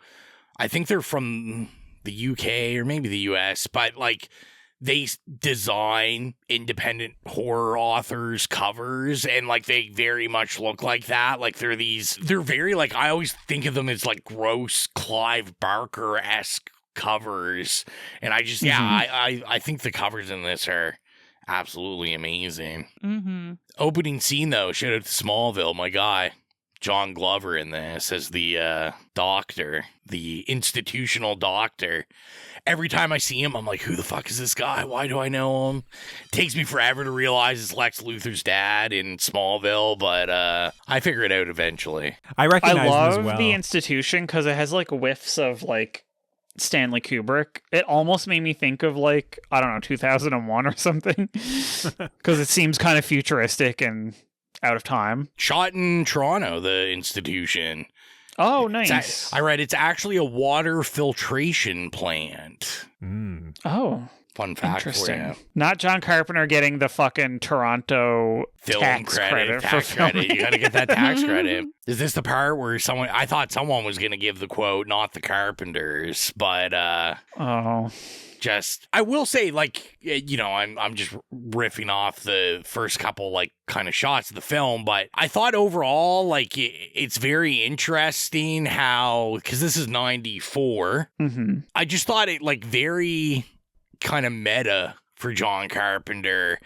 And I had thought to myself after watching it, like, if I was going to show this to someone or we were having, like, a movie night or something, this and New Nightmare would be like perfect with each other. Yeah. I was like, they have like very like similar tones where it's this meta kind of vibe commenting on horror. Like a bookend movie within a movie. Yeah. Yeah. And I mean, New Nightmare was like a couple years before this, so it does make sense. This definitely probably was influenced by that, even though I don't think John Carpenter would admit that. Yeah, he definitely wouldn't admit that. I'm very interested. John Trent, I'd like to know where this institution buys its crayons. Because they gave him one black crayon. Yeah. Ain't no way. I was impressed. I was like, he did everything in the room. It's stuck on his skin. It's all over his skin. This is like industrial crayon going on here. There's no way that would happen. That was less believable than the Lovecraftian creatures in this. 100%. That was like my first comment on the movie too. They're like a single black crayon. I was like, it is literally everywhere. He shaded everything. It would not go on your skin like that. What are we doing? But he did look pretty crazy. I don't know if I really crayon. Yeah. I don't know if I really liked the, I don't know, cross makeup or whatever it is all over his face and his skin and stuff. There was just it looked strange, like not in like a good like guy going crazy way. It just looked really cheap, I guess. The rest of it looked pretty good, but specifically on Sam Neill's character, it's like I don't know if I like this choice, because with the different posters for this movie, you've seen kind of the shot of him with like the crosses all over, or like the big fat square-ish cross on his head. But I don't know. I guess if you're just a crazy guy in a room drawing crosses, maybe that's what you would look like. Maybe. Somebody with experience in this, please let us know. Yeah. There's loads of people out there. For me, there was a very quick, like, freaky montage right before the crayon, which it comes up a couple of different times in the movie. Like, God, what is it? They keep touching something. Is it the manuscript pages? Or yeah, where it's giving them like glimpses of the future, glimpses of the movie, glimpses of kind of like the end times, where the first couple notes of this movie for me is more so like, oh, this is kind of jokey, where everyone's saying like, well, if he's not insane, then I'm not insane.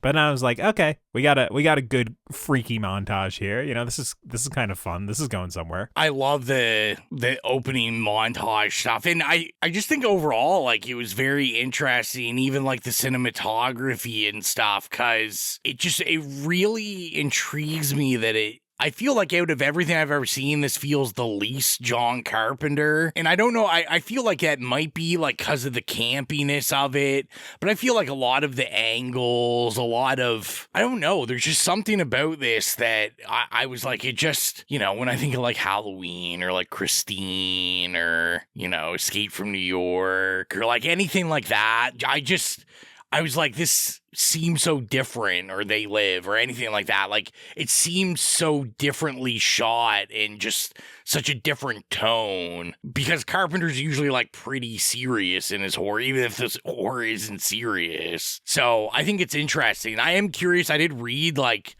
apparently they like tried to get him to direct this like in the early 80s, and he like kept refusing it, and then he just like in the 90s finally was like, yeah, okay, I'll direct it, which is a shame because the guy wrote it, just bangers. I saw he wrote Freddy's Dead and Judge Dredd with Sylvester Stallone. Oh, wow, that's huge. Just slappers. Listen, I am just wait till we ever get to Freddy's Dead. I am such a Freddy's Dead apologist. I think that was the first Nightmare on Elm Street I ever saw.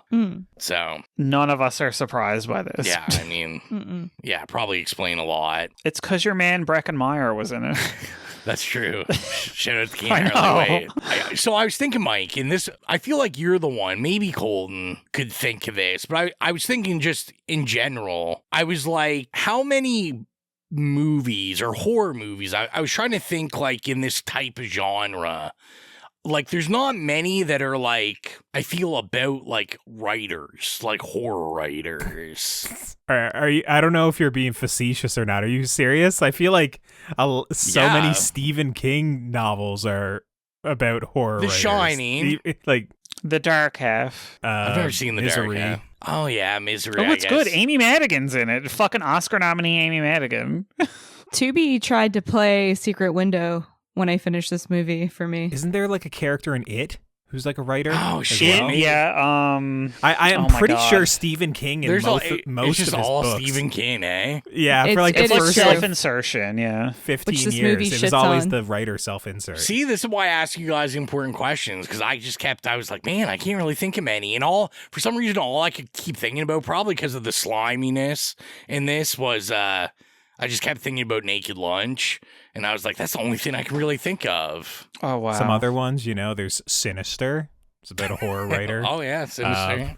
Secret Window with Johnny Depp, of course, I don't know. I'm just scrolling through lists, but there's a lot of them. I feel like it's well-trodden territory with the actual, having a successful horror writer. But in terms of it being meta or like the world itself being affected by the writing, that's a little bit more rare, I find. For me, I'm very familiar with it with the video game series Alan Wake, but in movies, I'm not too sure if I can think of many examples off the top of my head. I feel like there's got to be a ton in Goosebumps, too. Yeah. Did I take the window to your sales? Were you going somewhere with that? No, I was just curious. No.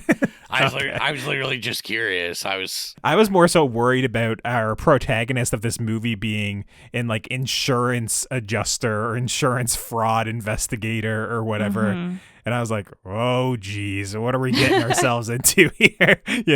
I was like, how is the insurance adjuster going to be, our private investigator for this movie? And I was like, oh, okay, I guess it's like the publisher cares about if he's actually missing, claim insurance and all this sort of shit. And I was like, okay, very good. We can hand wave and get into it. I'm not sure why he absolutely had to be that, vocation, but whatever, it worked. We're sick of cops, I feel like. Yeah. In these movies. Well, that's why they usually go cop adjacent, but not a cop. Well, that's why they usually go like private investigator, or in some other movies now they do like, it's just a true crime fan who has a podcast, or a true crime novelist or something like that, to try and get around it. But yeah, I mean, it was a fine explanation. How about Sutter Kane for an author's name? I thought that was a good. I kind of liked that. I was like, that's a good fake horror author name. Yeah. That it just really worked for this world, especially when they're like comparing him to Stephen King in the publishing house and whatnot. I don't know. I was like, that's good. I can see that name all over kind of these pulpy horror novels for sure, like in bookstores. Yeah. Mm-hmm. I mean, it also even helps when you have Jurgen Pronchow or whatever his name is playing him. Yeah, I just know him as the villain from Beverly Hills Cop 2, so I'm always pumped about that. I'm not gonna lie, like there's so many like little appearances of people that I didn't realize really like affected my movie watching when I was a kid. Like the guy that plays Johnny's father. He plays the villain in Ghostbusters 2, that he's like the painting that's actually alive. And I was like, that guy, this is awesome. Meanwhile, there's me who has one person written down in like the list of actors because it's like, oh, I recognize Sam Neill, and that's it. I didn't recognize anybody else. You didn't do your research, bud. No, clearly not. The not. Paperboy at the very end, Hayden Christensen, his first film appearance. Holy shit! That's right. That's we can now talk about Star Wars. That's opened up now. So Jurassic Park, wow. Star Wars, you can now talk about that. I thought the funniest not cameo. There's no way they didn't make the older guy riding the bike. Like at first I was like, is that John Carpenter? It looks like John Carpenter. He's got John Carpenter's hair. And it was just, it's like some guy makeup. I thought that guy was the love child of Bill Murray and Albert Einstein when he was oh my God. The fucking hair. Okay, but you know what I wrote down? What? Is the guy on the bike the older version of the Mask from Curtains? Oh my God.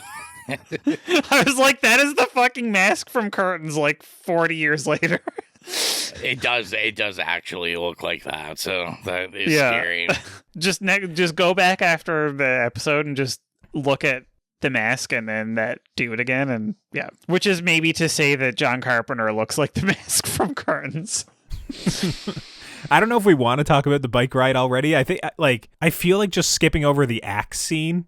Yeah. Like where the agents with the axe and the weird demon cop shit. The beginning of this movie It was a little bit slow going for like 10 minutes. And then there's just this guy waddling across the street, brandishing an axe. You know, what is it? Does he say, do you read Sutter Kane? Something like that. And then breaks in through the window with the axe. He has like dual irises in his eyes. And I was like, all right, I'm in. What the hell is going on here? I thought that was so much fun as just kind of like a way to completely launch you into the world of what this movie's going to be. I think that's a great scene just because, it's so unexpected. And I think it comes, like you said, the first couple minutes are pretty slow there.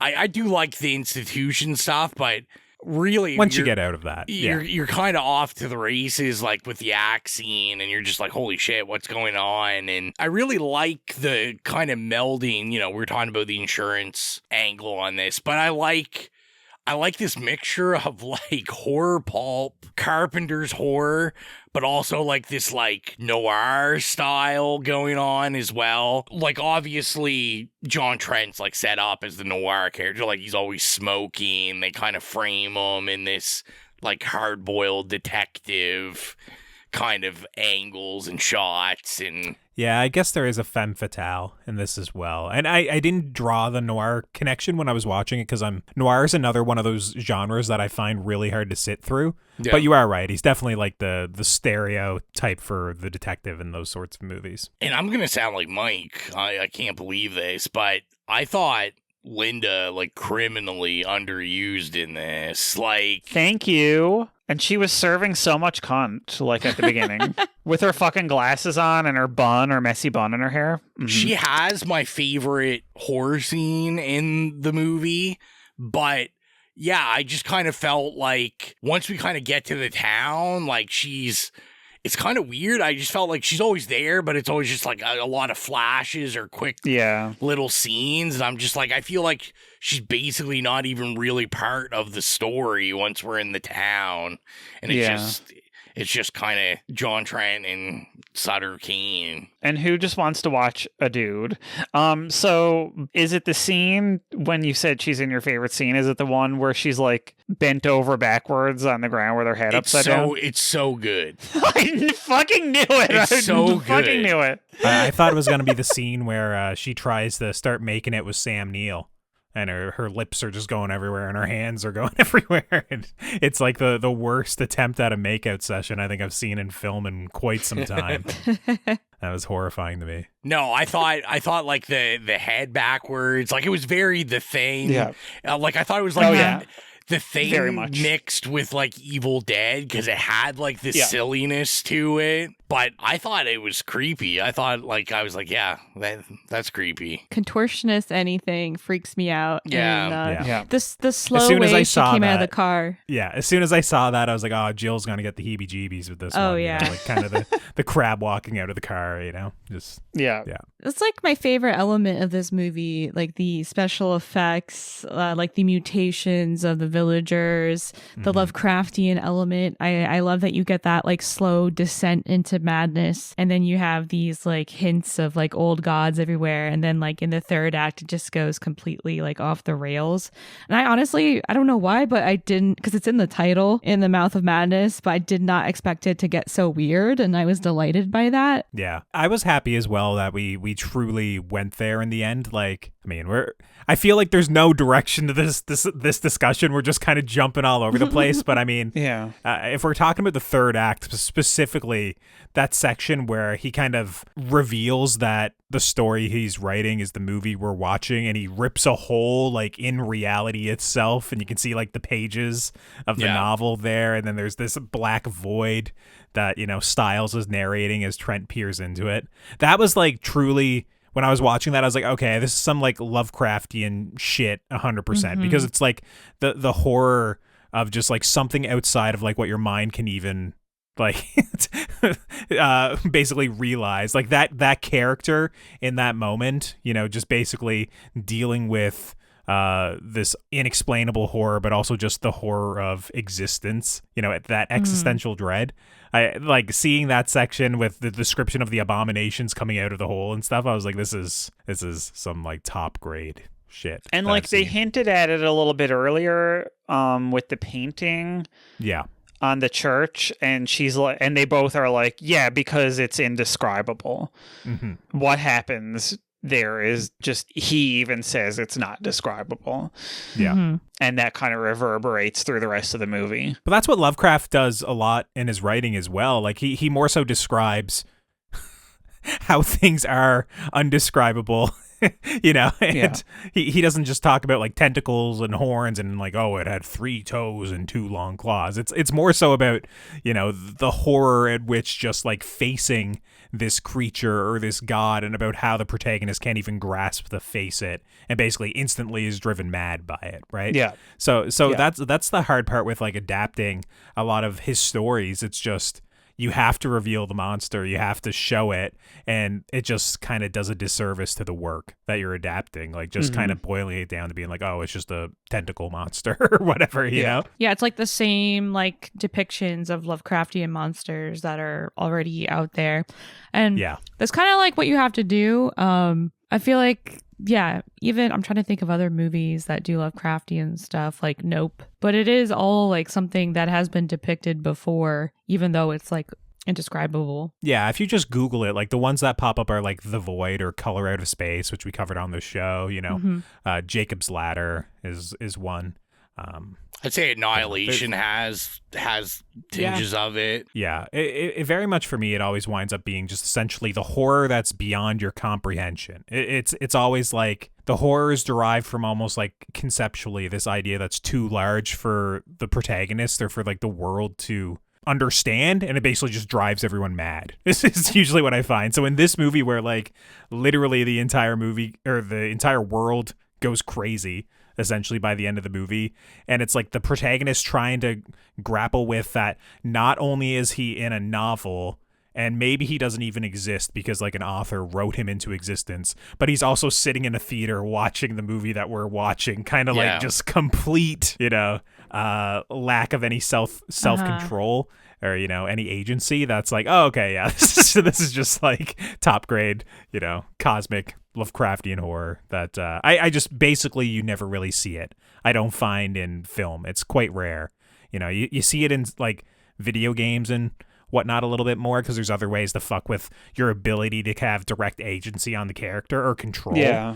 But where, you know, I don't like to say that film watching is a passive experience, but like when compared to video games, I mean, it quite literally is, right? One, you have you can make choices in a video game that like affect the outcome. Yeah, exactly, right? So it's just different, right?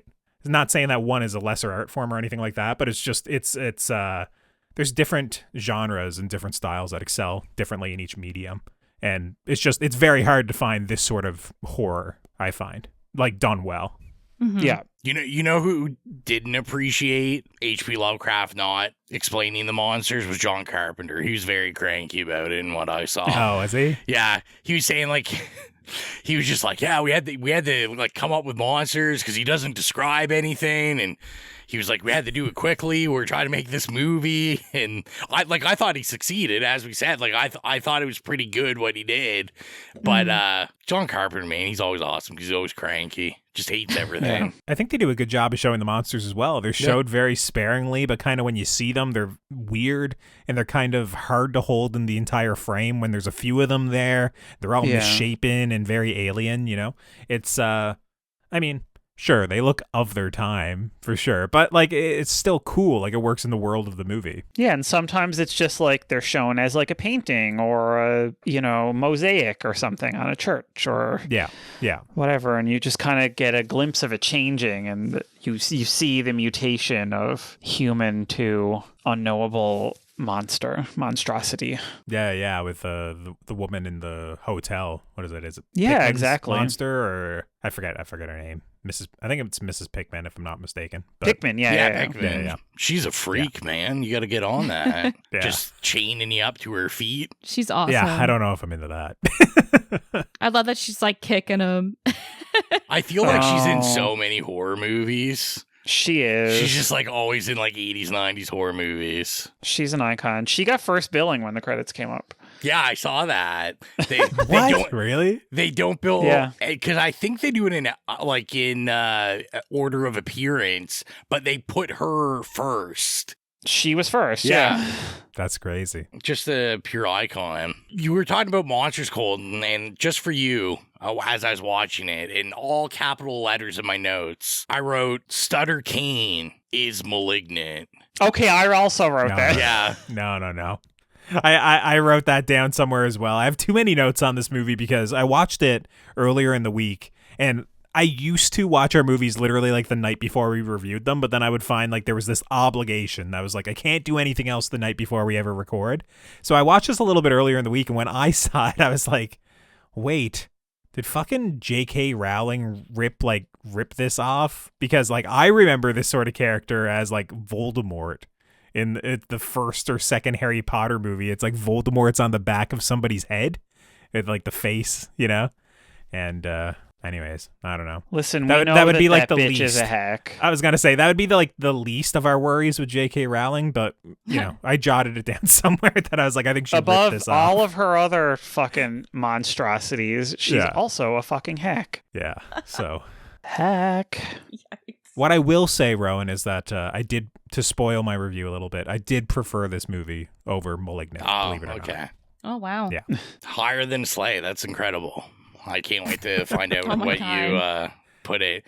I did laugh a little bit on one of Sutter Kane's posters. I was like, man, we're missing out. They had the best tagline to promote anything horror ever on it.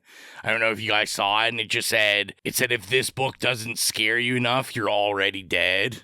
And I was like, this is just like marketing genius going on in this movie. It's edgy. I feel like that must have been a Goosebumps tagline. I mean, it had to be. It's something like that, because I was just like, that's so good. But I mean, I'm not going to lie. I vibed with this hard. I love any movie that, you know, I like a good movie about reality, where there's lots of good conversations about reality, like how your reality can be subjective, and just, you know, your perception isn't someone else's perception. And I think that's what's so interesting about this movie is, like, I think there's like some really deep themes and like topics going on here, but it's campy as fuck. And it's John Carpenter. Like I said, this could possibly be the campiest thing John Carpenter ever did.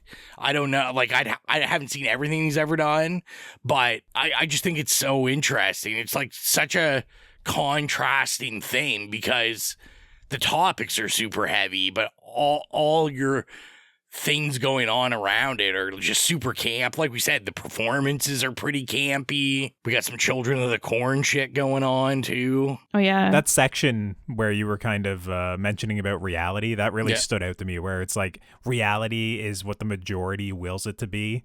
And then if that happens, then sane and insane will swap places. I feel like that sums up some things politically within the last couple of years, which when I was watching this, I was like, damn, it's like, what, 30 years since this movie came out, and some of the shit hits a little bit, close nowadays. That was one of my main notes. I was just like, holy shit, like, just talk about today. Still resonates. Mm-hmm. I saw in an interview with Carpenter, he said that his favorite thing out of this movie, whether it be quotes or pictures or everything, was the quote of, reality is not what it used to be. And I was just like, Carpenter, man, cranky and deep at the same time. Mm-hmm. Always. I'm letting you know later on, I'm interested in Jill's theme corner, because I wrote my own theme corner of like what I was vibing with. I mean, I have something to talk about, I guess. You're talking about, like, you know, it's kind of campy and it has these like serious things going on. I feel like it has to be a little bit uplifting to kind of carry that like nihilism that's like deep within this movie, like speaking about reality, speaking about like being disassociated from your reality, and are you real? Is what you're experiencing real? I love all of that about that movie, and I feel like if it just went in that direction and didn't have, you know, some lighter qualities to it, like the comic relief, I think it would have been a much different watch. But also, you said Children of the Corn. It reminded me of Village of the Damned a little bit. Yeah. But also Halloween 3. Also directed by John Carpenter. Yes. and Halloween 3 too. One version of it. Everyone's like watching the same thing and becoming like infected, like the movie or, the commercial, whatever it is. Halloween 3. 2 more days till Halloween. Halloween. Such a bop. Also, I got weapons from that. I'm like, oh my God, the kids are running. Oh, yeah. Yeah.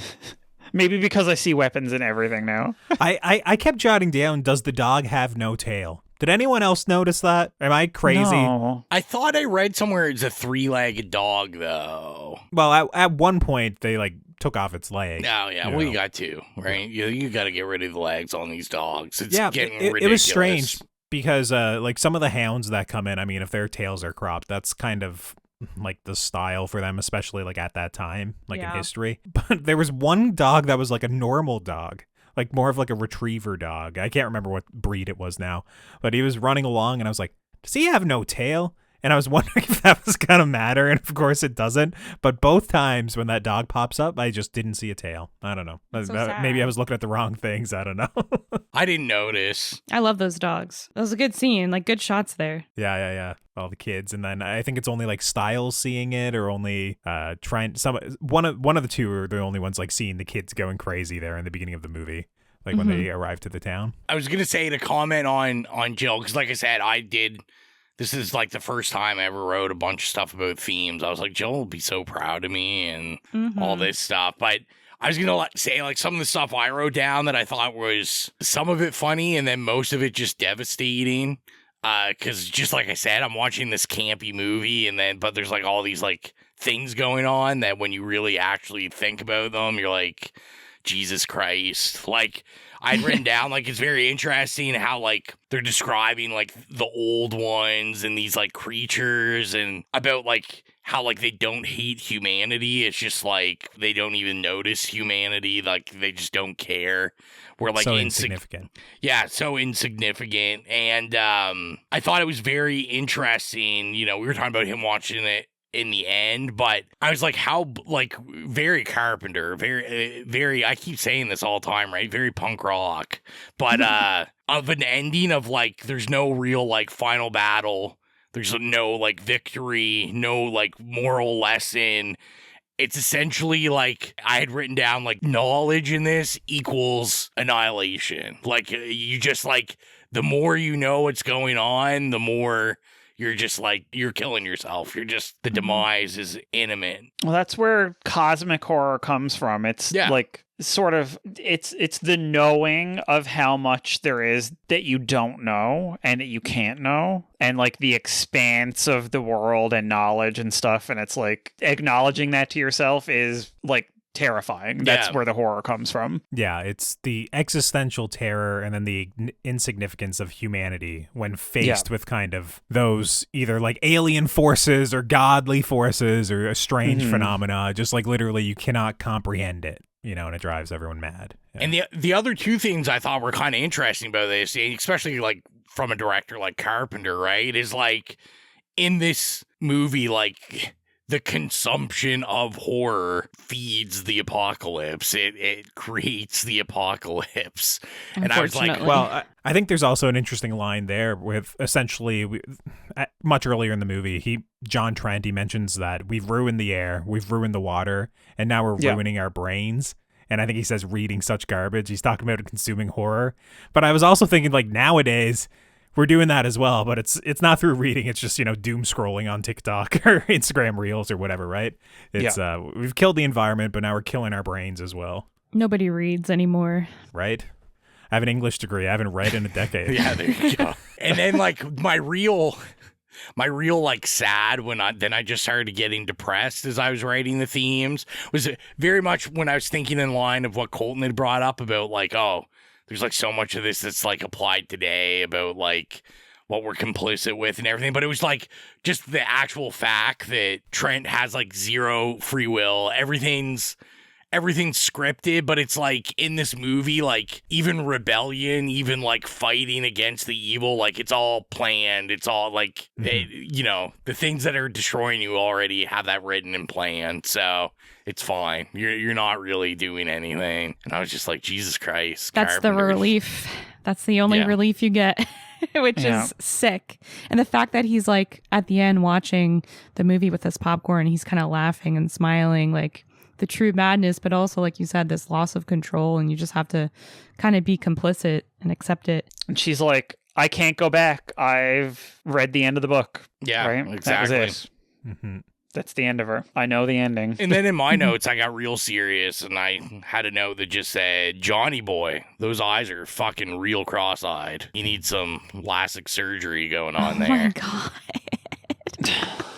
Johnny boy? Bro judging children. The little kid? The little kid that's in the church and the door's open. Oh my God. Man, this is like the most like schizophrenic discussion of this movie ever. It's all over the fucking place. This movie's already confusing. I mean, I had a note of Johnny boy, and I thought that was a neat scene. Well, it was also kind of like quaint with like how it was done, where it's like the church doors keep flapping open, and like, I don't know, after like 4 or 5 flaps, he turns into Sutter Kane. I thought that was like an epic entrance. Was sick. I was so here for that. So good. Yeah. Yeah. And then all the hounds show up, around the church, and they all start chasing after the actors. And as soon as the dogs show up, all the actors forget how to run, and they just kind of fall on the ground, and then the dogs kind of slowly run up to them. I thought that was what a great stunt. I was like, yeah, man, those dogs are fucking scary. I would not be able to fire my gun either.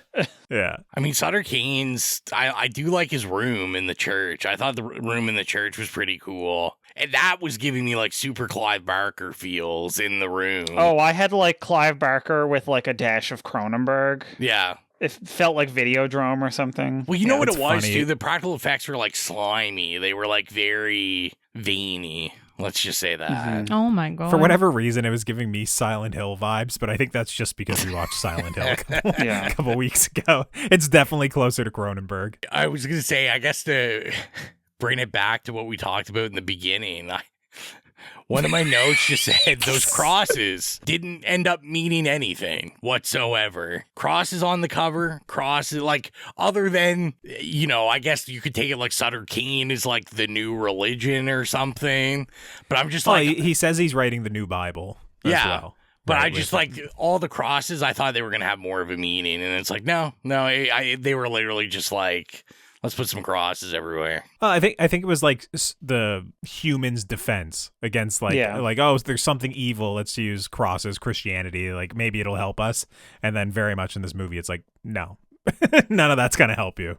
There's something bigger at work here. Mm-hmm. I don't know where to go with this. I have so many just like little notes and stuff. Like I loved how they figured out where the town was. Yeah. Where Hobbs End was, where, they're taking all the pieces of the different novels, you're putting them together, you're making a map and like laying it on the map of the US and being like, okay, there's a little town here. And then driving there, and there's like this dreamlike quality where the car just kind of takes off into the fog, into the sky. I love that it was a covered bridge. Yeah. It was so great. Small town America and like Beetlejuice. Beetlejuice, yeah, exactly. That's what it reminded me of as well. Yeah. I love that. The boy on the bike, where Rowan and I just watched a movie there about a month ago about like a road that has a loop. And at first I was like, are they going to be stuck in this time loop or something for like an unknowable amount of time? Well, because the kid said like, he won't let me leave. Exactly, yeah. Yeah. Yeah, and then like the kid is replaced with like kind of this old man, and it's like, I think it's implied because it's the same bike. It's like, oh, it's just the kid. Or wait, no, the old man with the kid's voice says he won't let me leave. Yeah. So it was just... watching that stuff, all of that seemed very like surreal, kind of Lynchian a little bit, but like when I was watching, I was like, oh, this is some interesting shit to get into this world, into this kind of like almost like Anytown, USA with Main Street, going there. I liked all that stuff. I could just keep going. Yeah, I mean that whole town is like, so I feel like that's such a nod and influence by like Stephen King there as well. Just like, it's like Derry. Yeah, essentially just like you said, every town USA, but it's, it's got these weird characters in it, and there's something off in it. Yeah, it's basically like the whole town is just built around Main Street, and then it's like, oh, there's a hotel and a church like elsewhere. It's just like this one key set to film everything in. It just feels very quaint. That I really enjoyed. I am very interested. You haven't really said anything about Sam Neill performance. You brought it up at the beginning. Okay, yeah. Let's talk about it. Yeah, so what I'll say is that whenever he is trying to act mad or starting to get like crazed, I think he's really bad. Like, I don't think he's good at all. And like when it starts the movie, obviously that's what we're being presented with, like right off the top. Like he's already kind of lost his mind a little bit, and he's talking about how he's a paranoid schizophrenic and all this stuff. I just thought the performance there was like awful. My 1, 2, 3, 4, 5, 6th note is I don't know if Sam Neill is really doing it for me in this one. You know, so it was very early in the movie that I was a little bit worried. I will say when he kind of settles more into like the insurance adjuster, just the dude going around, he's fine. But he's certainly not like magnetic or like an interesting character I don't find in this movie, or like at least performance wise to watch. And you know, once again, and once we get to the third act, then he's like losing his mind again and, you know, smoking his cigarettes and kind of like hunched over and screaming on a bus. You know, it's like all that stuff winds up just being, maybe it's the campy aspect to it, but it's like a bridge too far for me. I think that it just read very silly to me. I liked it. I'm not going to lie. I kind of liked it, but it's weird because I liked it for the exact points that you're making, because I just felt like the performance was like a little off. So it made the character a little off, where I was like, oh, this is weird. And I mean, by the time he's in the theater laughing, eating the popcorn, I was like, oh yeah, you go, Sam Neill. Okay, sure, the final scene when he doesn't have much to do other than like laugh like Joker eating popcorn. When he's not like, speaking, okay, it's fine. When he's like crazed and he's speaking, it's so nonsensical. Like I can't take it seriously. Yeah, when he comes out of like the town, right? Like right at the end of the movie, and he says that, I guess, Hayden Christensen, "Hey kid, ever hear of Hobbs End?" And the kid's just like, "What? No." It's like he just comes off like, it's so strange. It's like he comes off as like, "Hey kid, want some candy?" or something like that. Yeah. It's very weird. Like his vibe in the movie is just off. Like, and I mean, I understand he's supposed to be losing, you know, his grip on reality. It's just, for whatever reason, the performance is dialed up a little bit too much for me. And I think the best scene for it is just kind of the bus scene, where I found the movie at this point, even though it's 95 minutes, it's like when he arrives at the second hotel or the motel, and, you know, the manuscript gets delivered and he burns it and all this sort of stuff, and then he goes on the bus. I was starting to feel, even though at 95 minutes, I was like, did we really need like these specific scenes here? But the bus scene with everyone reacting with him, like it's such a big over the top performance, even though I do like the detail of like when he looks around and he, you know, Kane Sutter tells him like, "Did I ever tell you that my favorite color was blue?" And he wakes up and it's like the world has turned blue now inexplicably, and everyone's wearing blue and the lighting in the movie's blue, and it's just like, oh, he's in a blue world and he just is like screaming. Like I like that little gag. That was fun. That, once again, that felt very like Lovecraft me, where it's just like shit's happening and it's not really being explained. But it's just like moments like that on the bus when he snaps out of it, and like all the denizens on the bus are kind of all like helping him out or comforting him. It's very, I don't know. I just don't like the performance there in those sorts of sequences. Do you think Sutter Kane directed Gothica? Oh my god. Wow. Well, you know what? That is good. That's the only part of the movie where he gives like stylistic direction, and it does push it into kind of Gothica color grading. They were predicting, 10 the seconds 2000s. there. That's what was going on there. Yeah, exactly. Yeah.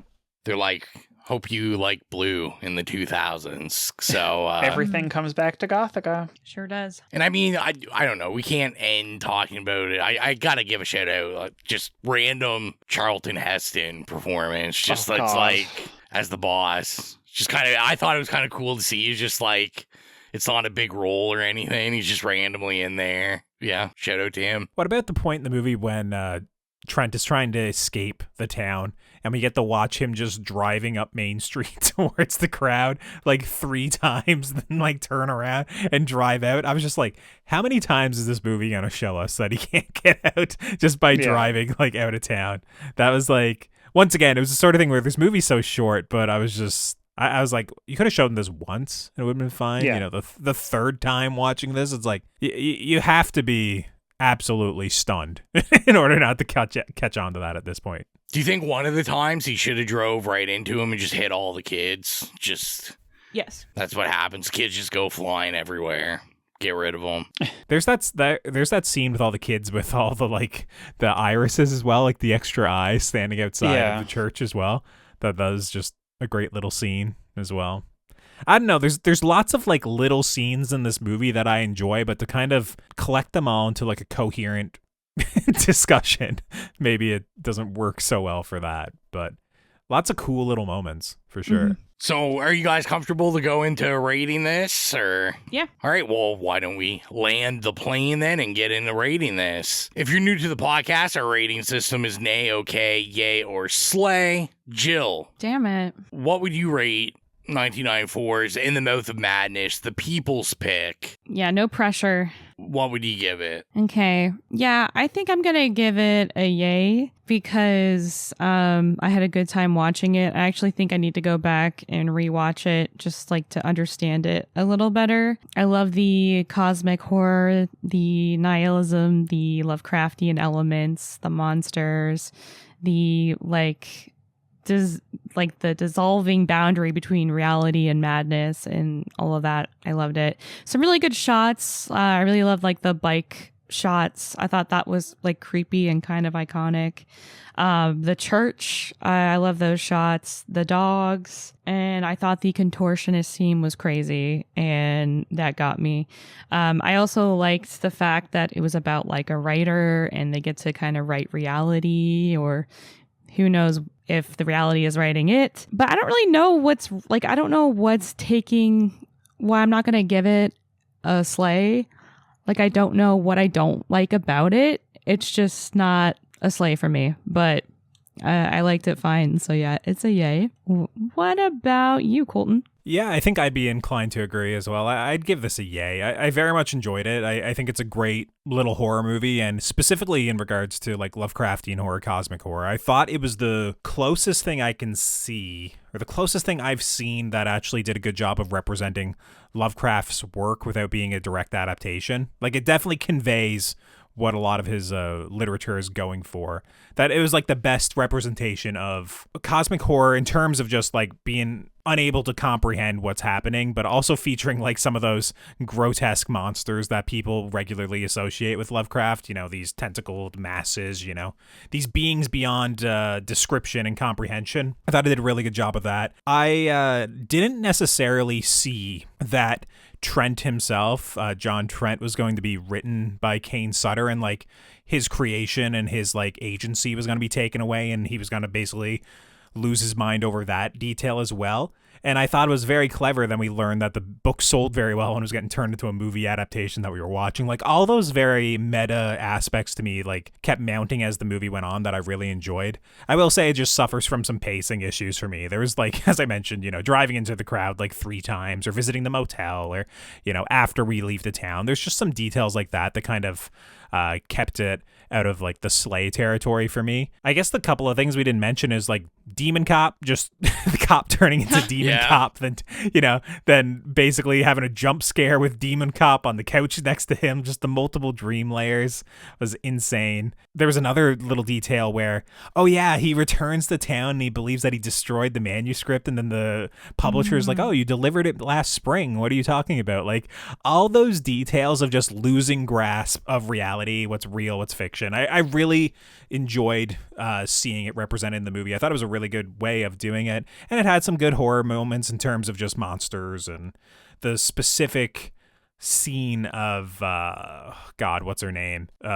Stiles narrating. Yeah, narrating like while he's standing and looking into the abyss and kind of, you know, what he's seeing. Like the narration there was very much Lovecraftian, that I really enjoyed it. So yeah, I mean, it's a yay for me. It's one of those that I'd say, yeah, it's a great horror movie. You know, check it out for sure. Rowan, where are you landing on this one? Yeah, I'm also gonna give it a yay. I can kind of answer Jill. So to me, the reason it doesn't get a slay to me is because like I have like my top tier Carpenter films, and like I don't think it quite hits that. Like, to me, you know, like Halloween, like other stuff I won't say because I'm sure I'll pick it at some point.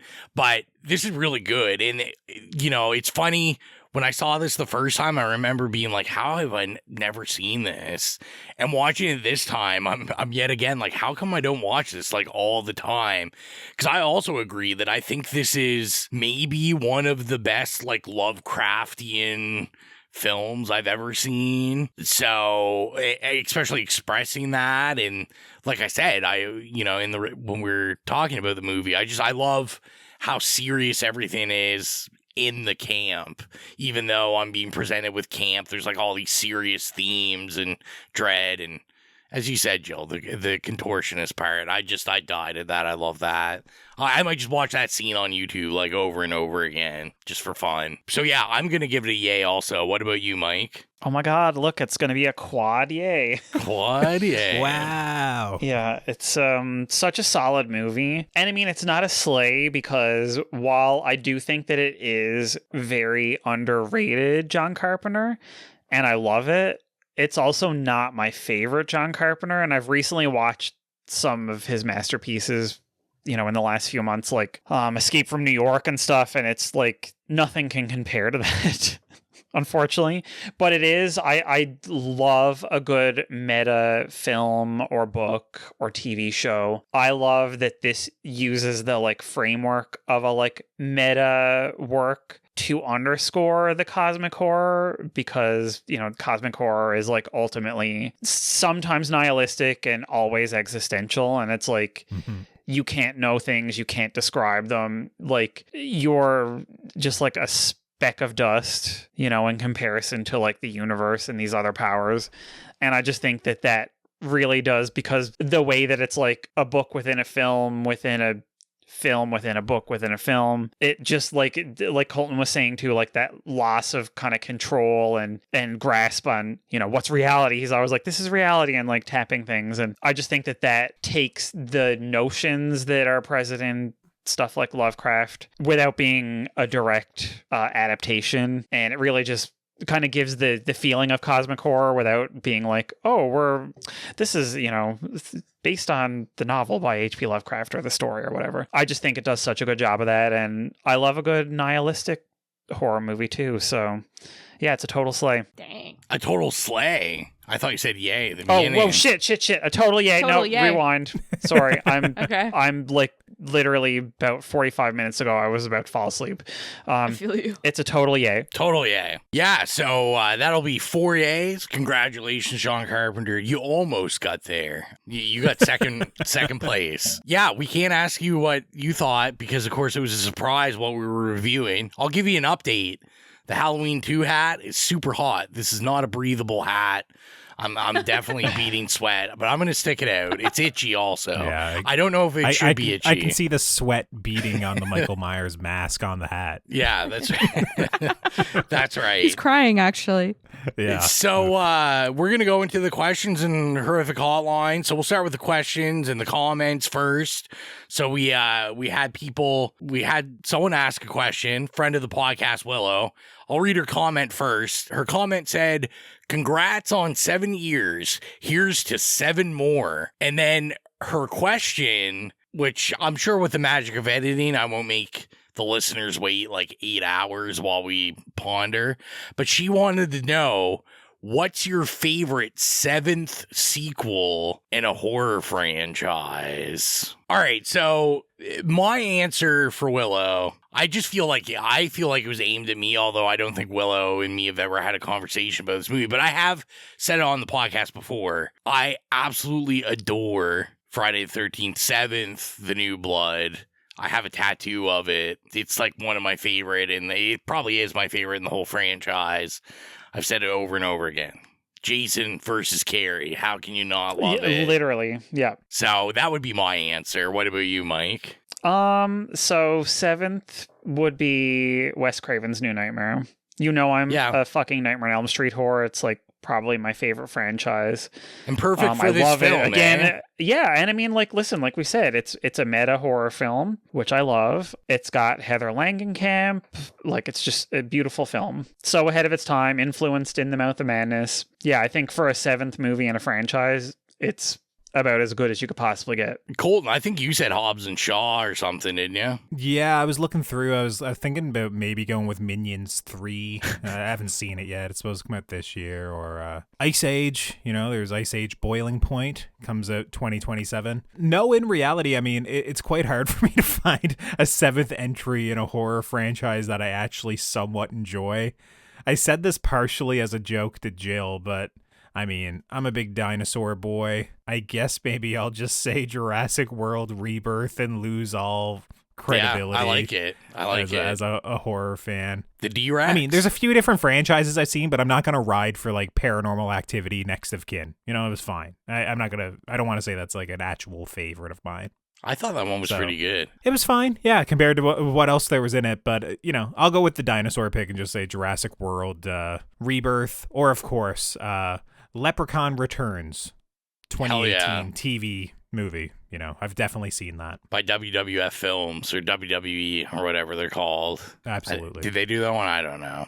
Probably. If only Willow could see how hard Jill is like really pondering this. Dude, I am fucking scrambling over here. Give us an easier question next time, or give me time in advance, Rowan. Goddamn. I like that we all answered. Jill's coming in with the no answer. That's okay. I have an answer. I scrambled. I panicked. I'm coming in hot with Halloween H2O because it's the only one I can think of that I like. So I'm going to say it's my favorite for now. You can't go wrong with Hartnett. There's nothing wrong with a little Hartnett in your life. And then I know Willow also wrote in, because we did ask if anyone had their favorite moments of the podcast or anything like that. I knew it was coming. Willow just wanted to say my favorite episode was one I was on where me and Jill dueled with Colton over Frank Hooker. Yes, it's my favorite too. I love it. It's literally one of those that I fundamentally believe to my core that I was correct. And I'm sure that you both feel that you're correct as well. Yes. But I tell my friends about the unwinnable situation I was putting on the podcast. Yeah. It's okay. You hate women. It's brutal. Just come to light with it. It's fine. And then Quinstagram 1990 wrote in and said, favorite podcast moment was the first time I ever heard you guys play. Oh, yeah. The boys. It cracked me up. And I should have just said James. I think James also sent a voicemail in that we'll play. But, yeah. Awesome. And then Horror Hound Holly P wrote in and said, my favorite episode of this year was Frozen. Bloody hilarious. Oh, and yeah. happy anniversary. Banger episode. Thanks, Holly. I felt good about that one as well. That one was absolutely wonderful. So it was fun. That's a good answer. The lengthy talk of the logistics of just jumping off of a chairlift. Yeah, so with that, we're going to go over to the horrific hotline. We have 2 voicemails this time, so not just one. But we're going to start with OG Horror Hound Nicholas. He wrote in, and I'll hear what it says, because I know he had a comment in his email specifically for Colton, a question. Oh, really? Okay. So we'll play the voicemail first, and then I'll ask the question. Okay, so In the Mouth of Madness is a great movie. I'm just gonna come out and say it. I think it's great. I'm gonna slay the movie. Oh. It is one of the last Carpenter movies I ever saw, and I think it profited a lot from being one of the last ones, because I'm pretty sure if I had seen it when I was like 13, 14, when I watched most of his classics like Halloween, The Thing, and so on, I would have found any appreciation for it as I did now. But having read a lot of H.P. Lovecraft and a lot of Stephen King, having watched a lot of Carpenter movies, this is just the perfect match of those things. I love the different levels on which the movie plays, and the idea of fiction bleeding into reality. What is reality? What is fiction? I love the idea of this Lovecraftian Stephen King vibe author, and I think that Sam Neill as this agent is also really good in the role. He does get a bit crazy, and that is great. I love mostly the design, the small tone, feeling and atmosphere that feels like so many Stephen King novels, like, I don't know, Salem's Lot, for example.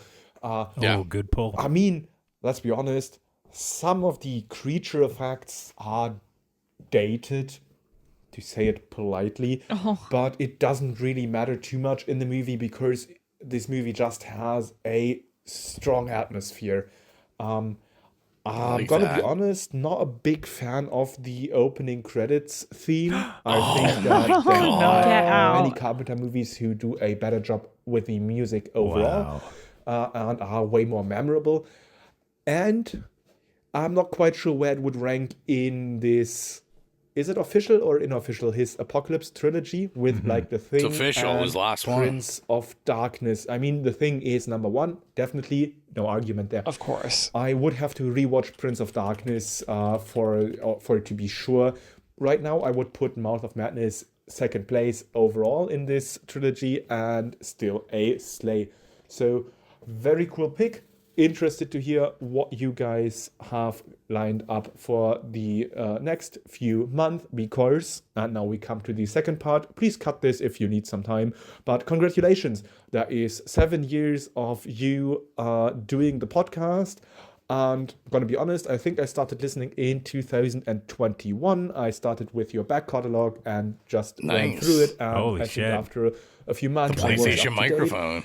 Not the PlayStation days. I really enjoyed your podcast so far. I mean, I guess you can tell because I call in every 2 weeks to give you my sometimes organized, sometimes very mediocre thoughts on movies.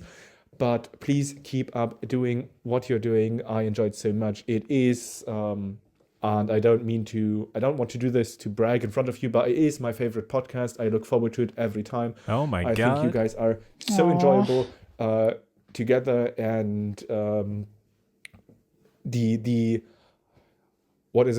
friendship between you guys, sometimes the bickering, sometimes the insider jokes, it's great. I love listening to you guys. Please keep up the amazing work, and as long as you guys or the listeners don't get tired of my mumbling mess, then I'll keep sending you voice messages.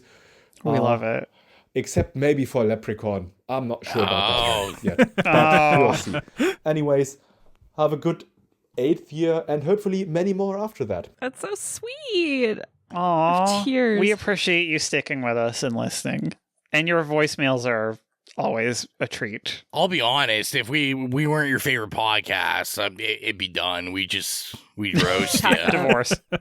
We would go back to saying like, okay, Nicholas, let's keep these the 90 seconds. Yeah. You know, can't go on for 2 or 3 minutes. It's our podcast, not yours. But no, I mean, we appreciate you sending us voicemails every week, and it's a joy to listen.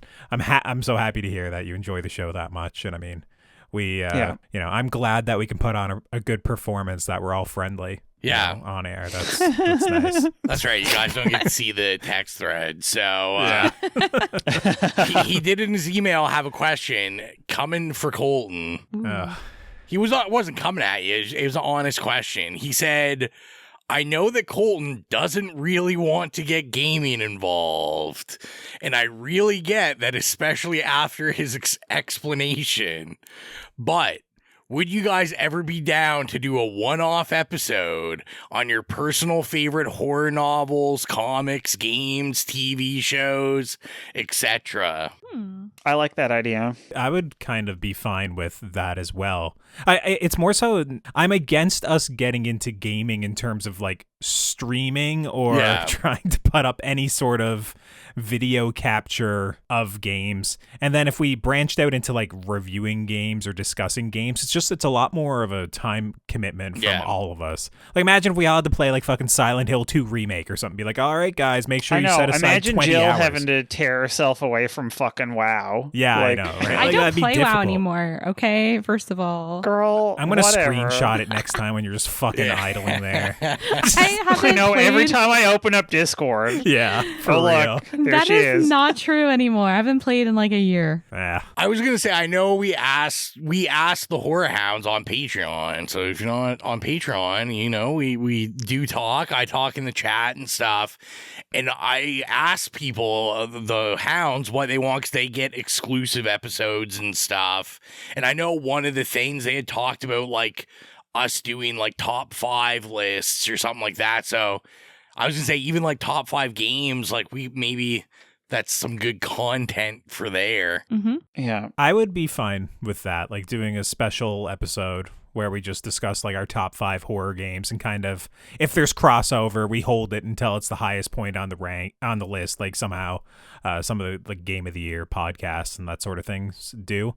I wouldn't be opposed to that. I think for me, like discussing my, like, let's say top 5 horror novels would be bad for me because I don't have enough of like an extensive library of what I've read. It's like, yeah, The Shining is great, you know, like that sort of thing. Colton be reading all the Goosebumps books. Damn, I read Hell none yeah. of those. In middle school, there was a way that we had to do online tests to kind of get accelerated reader points for like if you read a book, like kind of prove that you read it. And I remember I would go into every single Goosebumps book and I would just like click random answers to get, you know, so many points to kind of get my level higher. So I don't think I've read a single Goosebumps. Like it, love it. But no, I wouldn't be opposed to the game thing. I mean, let's just find a time that it makes sense and make sure that we have the prep time, you know, if we wanted to like return to, you know, take a look at something that it was like ages ago that we've played, to at least, you know, refresh our memory on it, I guess. Yeah. That'd be cool. So with that, we had another call in. Horrorhound James Quinn leaving a message. I think this is his first voicemail that he's ever left. So you never know. Maybe it won't be the last. Just wanted to send you guys a voice note. Congratulations on the 7-year anniversary of the show. I think I discovered the show in 2024 and just fucking binged it, caught up pretty rapid on it, and then became a horror hound. Although I never got my stickers sent to the UK, which is shocking. We gotta send. We but send no, you my a sticker. question for the show was, what was the last film you all did not finish? Mine was The House That Jack Built. I got about 45, 50 don't do minutes that in. to me. At the bit he shoots the kids and just went, I'm good. I'll switch this shit off. Thanks again. Can't wait to see what the future holds, and hopefully many more great years. I don't Rowan think did not James... send that sticker. No. I think it's even worse. I don't think anyone got a sticker. Yeah, well, that's what I was gonna say. I think we're just fucking liars. I think we put it up I there. have stickers. And You know what? I'm sending James. I'm messaging you, and I'm sending you. I'll put a sticker. Well, Ask these guys. I'm terrible at mailing things. So yeah, I think in the Patreon, when you become a horror hound, we ask for people's addresses, so we do have that somewhere. Okay, sweet. I'm gonna take the blame for the stickers because there was a section like ages ago when we first put up the Patreon where we were trying to like send, if it was like a Shade Brigade sticker or a Horror Hound sticker or a show logo sticker, and I was looking into different sticker printing sites in Canada, like what made the most sense for us, like whether we wanted to be just like a circular sticker or regularly shaped sticker or whatnot. And then I got bogged down. I think I wound up going to work in the film industry, and I think that was it. I think I never returned to it. I think, you know, I know Rowan has printed off some stickers like for small little events, just like off. Yeah, of, like, we have Redbubble like or It's Slade something, stickers, the logo and stuff. We'll get Yeah, on maybe- it. James will get a sticker. I'll send you a sticker. Yes. And Mm-hmm. I'll send you an exclusive Blu-ray of The House That Jack Built. Breaking my heart, Oh, James. God. I think I quoted that as one of my comfort movies one episode. God, I've seen that Rowan. movie so many times. Get a therapist. Yeah, that's brutal. Although, listen, to answer the question, for DNF films, I can vividly remember the last one I turned off, and it was Freeway 2 starring Natasha Lyonne. Oh, God. Freeway 2. Okay, because so Freeway 1 is a cult classic Reese Witherspoon movie from when she was like a teenager. It was like right before she kind of started making it really big. Kiefer Sutherland. And it's like Kiefer Sutherland is in it. It's really, really good. It's really like bleak black comedy, and it's just a riff on Little Red Riding Hood, but with like pedophile serial killers and stuff. And my friend and I watched that on one of our Tubi movie nights, and so I don't know, maybe 6 or 7 months ago, we were like, oh my God, like we can't figure out what to watch. Let's do Freeway 2. And we got, I'd say about 20 minutes in, and he's like, I don't know if I can do this anymore. So we had to turn it off and watch something else. So that is the last one I did not finish. Anyone else got one? I'm going to sound really lame, but I don't think I've ever not finished a movie. I can't think of anything. Like, the real issue is I just watch trash anyway. So, like, I'm thinking about the Yeah, but also you watch a lot of movies at work when it's like, what are you going to do otherwise? But like, I'm just saying, like, you know, you guys never watched Chupa, and like that, like I sat through Chupa that just looked like it was shot your parents' video camera, and it was like a guy in like a white spandex suit. Like, I really don't think I've ever not watched, because to me it's like a game. Like, even if it's really bad, I'm like, I have to finish it. Especially with where I'm heavy on Letterboxd now, I'm like, I gotta log it, and I refuse to log it if I don't watch it all because you didn't watch it. Same.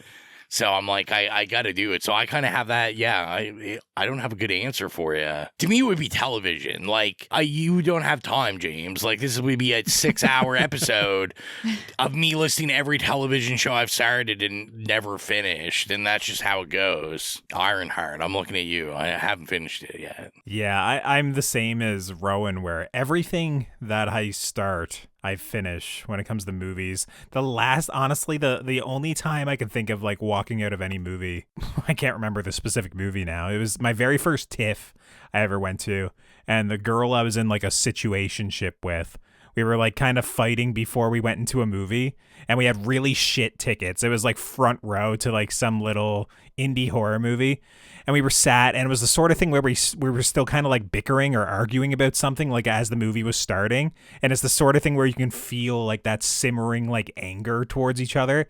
So anyways, like 10 minutes into it, I just got up and I was like, no, we got to finish the argument. I can't just sit here in this boring ass movie. So we got up and left. But I can't remember the specific movie. If you want to go more so like a movie that I was so checked out of that I didn't really care if I would miss much, because I'm very much one of those people that I watch a movie at home and I like put my phone on silent and put it away from me, and I try and completely zone into it, right? Like I'm giving it my full attention. Like I'm trying to treat it like a theater experience as much as I can. But that King Arthur movie, King Arthur Legend of the Seven Swords, Charlie Hunnam? The Charlie Hunnam one. I watched that in Toronto when I was living there that year, and I remember I went to piss like 3 or 4 times in the movie. And I don't even know if I really needed to piss. I think I was just so bored that I just got up and left. You know, it was just more fun to walk around the theater or go, you know, sit in the bathroom for a minute or two, just kind of get a break from it.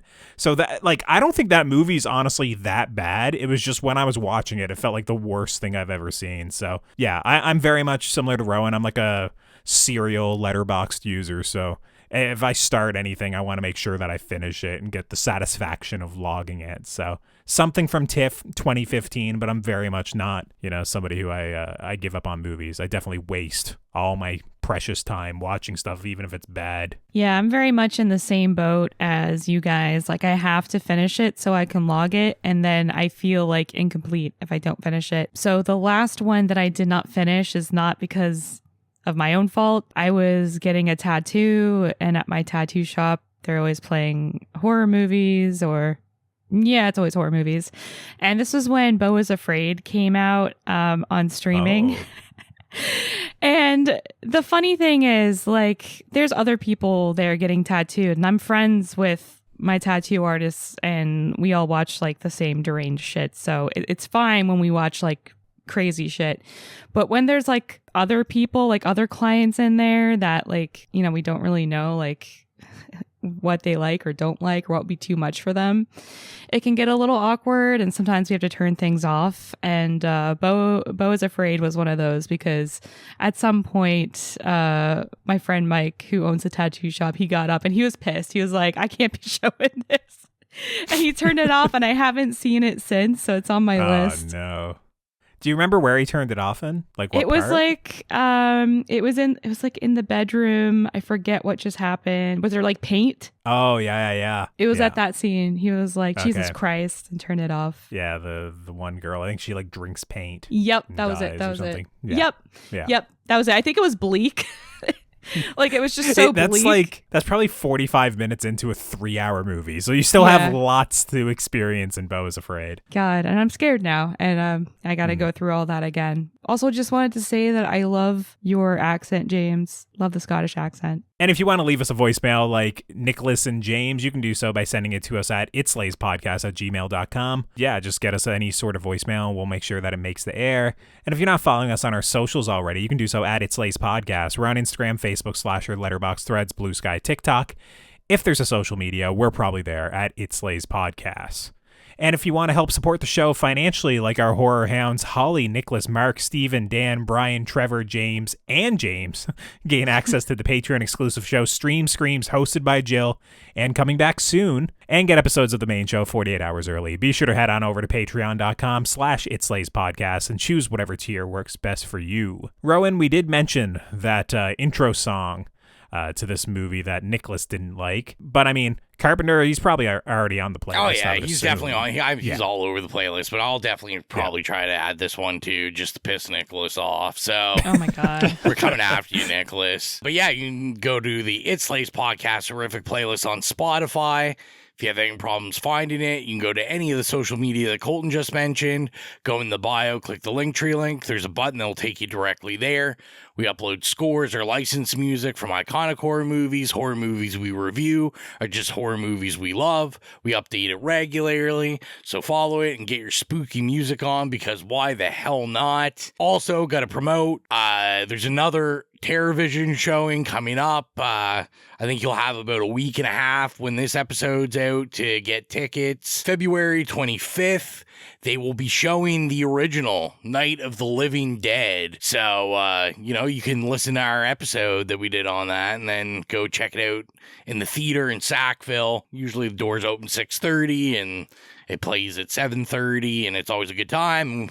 I'm sure I'll have lots of goodies, Night of the Living Dead themed, to give away. So go check that out. Lastly, to announce our next episode, it is my pick. Finally, I'm tired of you guys. Picking movies. Wait, are you talking to us or the listeners? Because the listeners you guys, the listeners. I love the listeners' choice. I was gonna say, come on, you man. Losers. Jeez. Yeah, I was trying to decide what I wanted to do, and it's my. I think this is my first pick of the year, so I had to come with a banger. I'm picking something that did pretty well in the fan vote. So, the fans Human also... Centipede 2. Yeah, 100%. That's what I picked. It's the double feature I talked about, Anaconda and Human Centipede. No, I have decided we are going to continue down franchise road, and we are going to watch Army of Darkness. Ooh, that's a good pick. And I'm not going to make 100% promises, but we might at least get a voicemail from head mom in charge, Rhonda Fraser, on this one. I know this is a Rhonda Fraser classic, so wow, I feel like I can wiggle it out of her. So yeah. That's going to be big. Yeah, huge. So get Army of Darkness in your eyeballs, and we'll be back in 2 weeks. As always, thank you for all the support. 7 years. I can't believe, every year, it's more people listening to us, and it's kind of surreal that, as you can tell by the accents that Jill loves, it's just crazy to think that other people in the world are filling their time up listening to us bicker and talk about dicks and weird sex books Jill's reading. Oh, God. Those damn Minotaurs. Yeah, geez. But yeah, just thank you so much for all the support, and keep your eyes and ears open. Next month, I'm going to do the same thing we did last year. Next month, the giveaway will come out. I think it's nice to space it. And this one's for the people. One's for the real joggisters out there. So Joggist lovers. That's right. So keep your eyes open for that. As always, I'm your humble host, Rowan. Thanks for spending your time with us. It's Mike. And I'm Colton. Thank you for listening. Happy 7th anniversary, guys. It's Jill. See you later.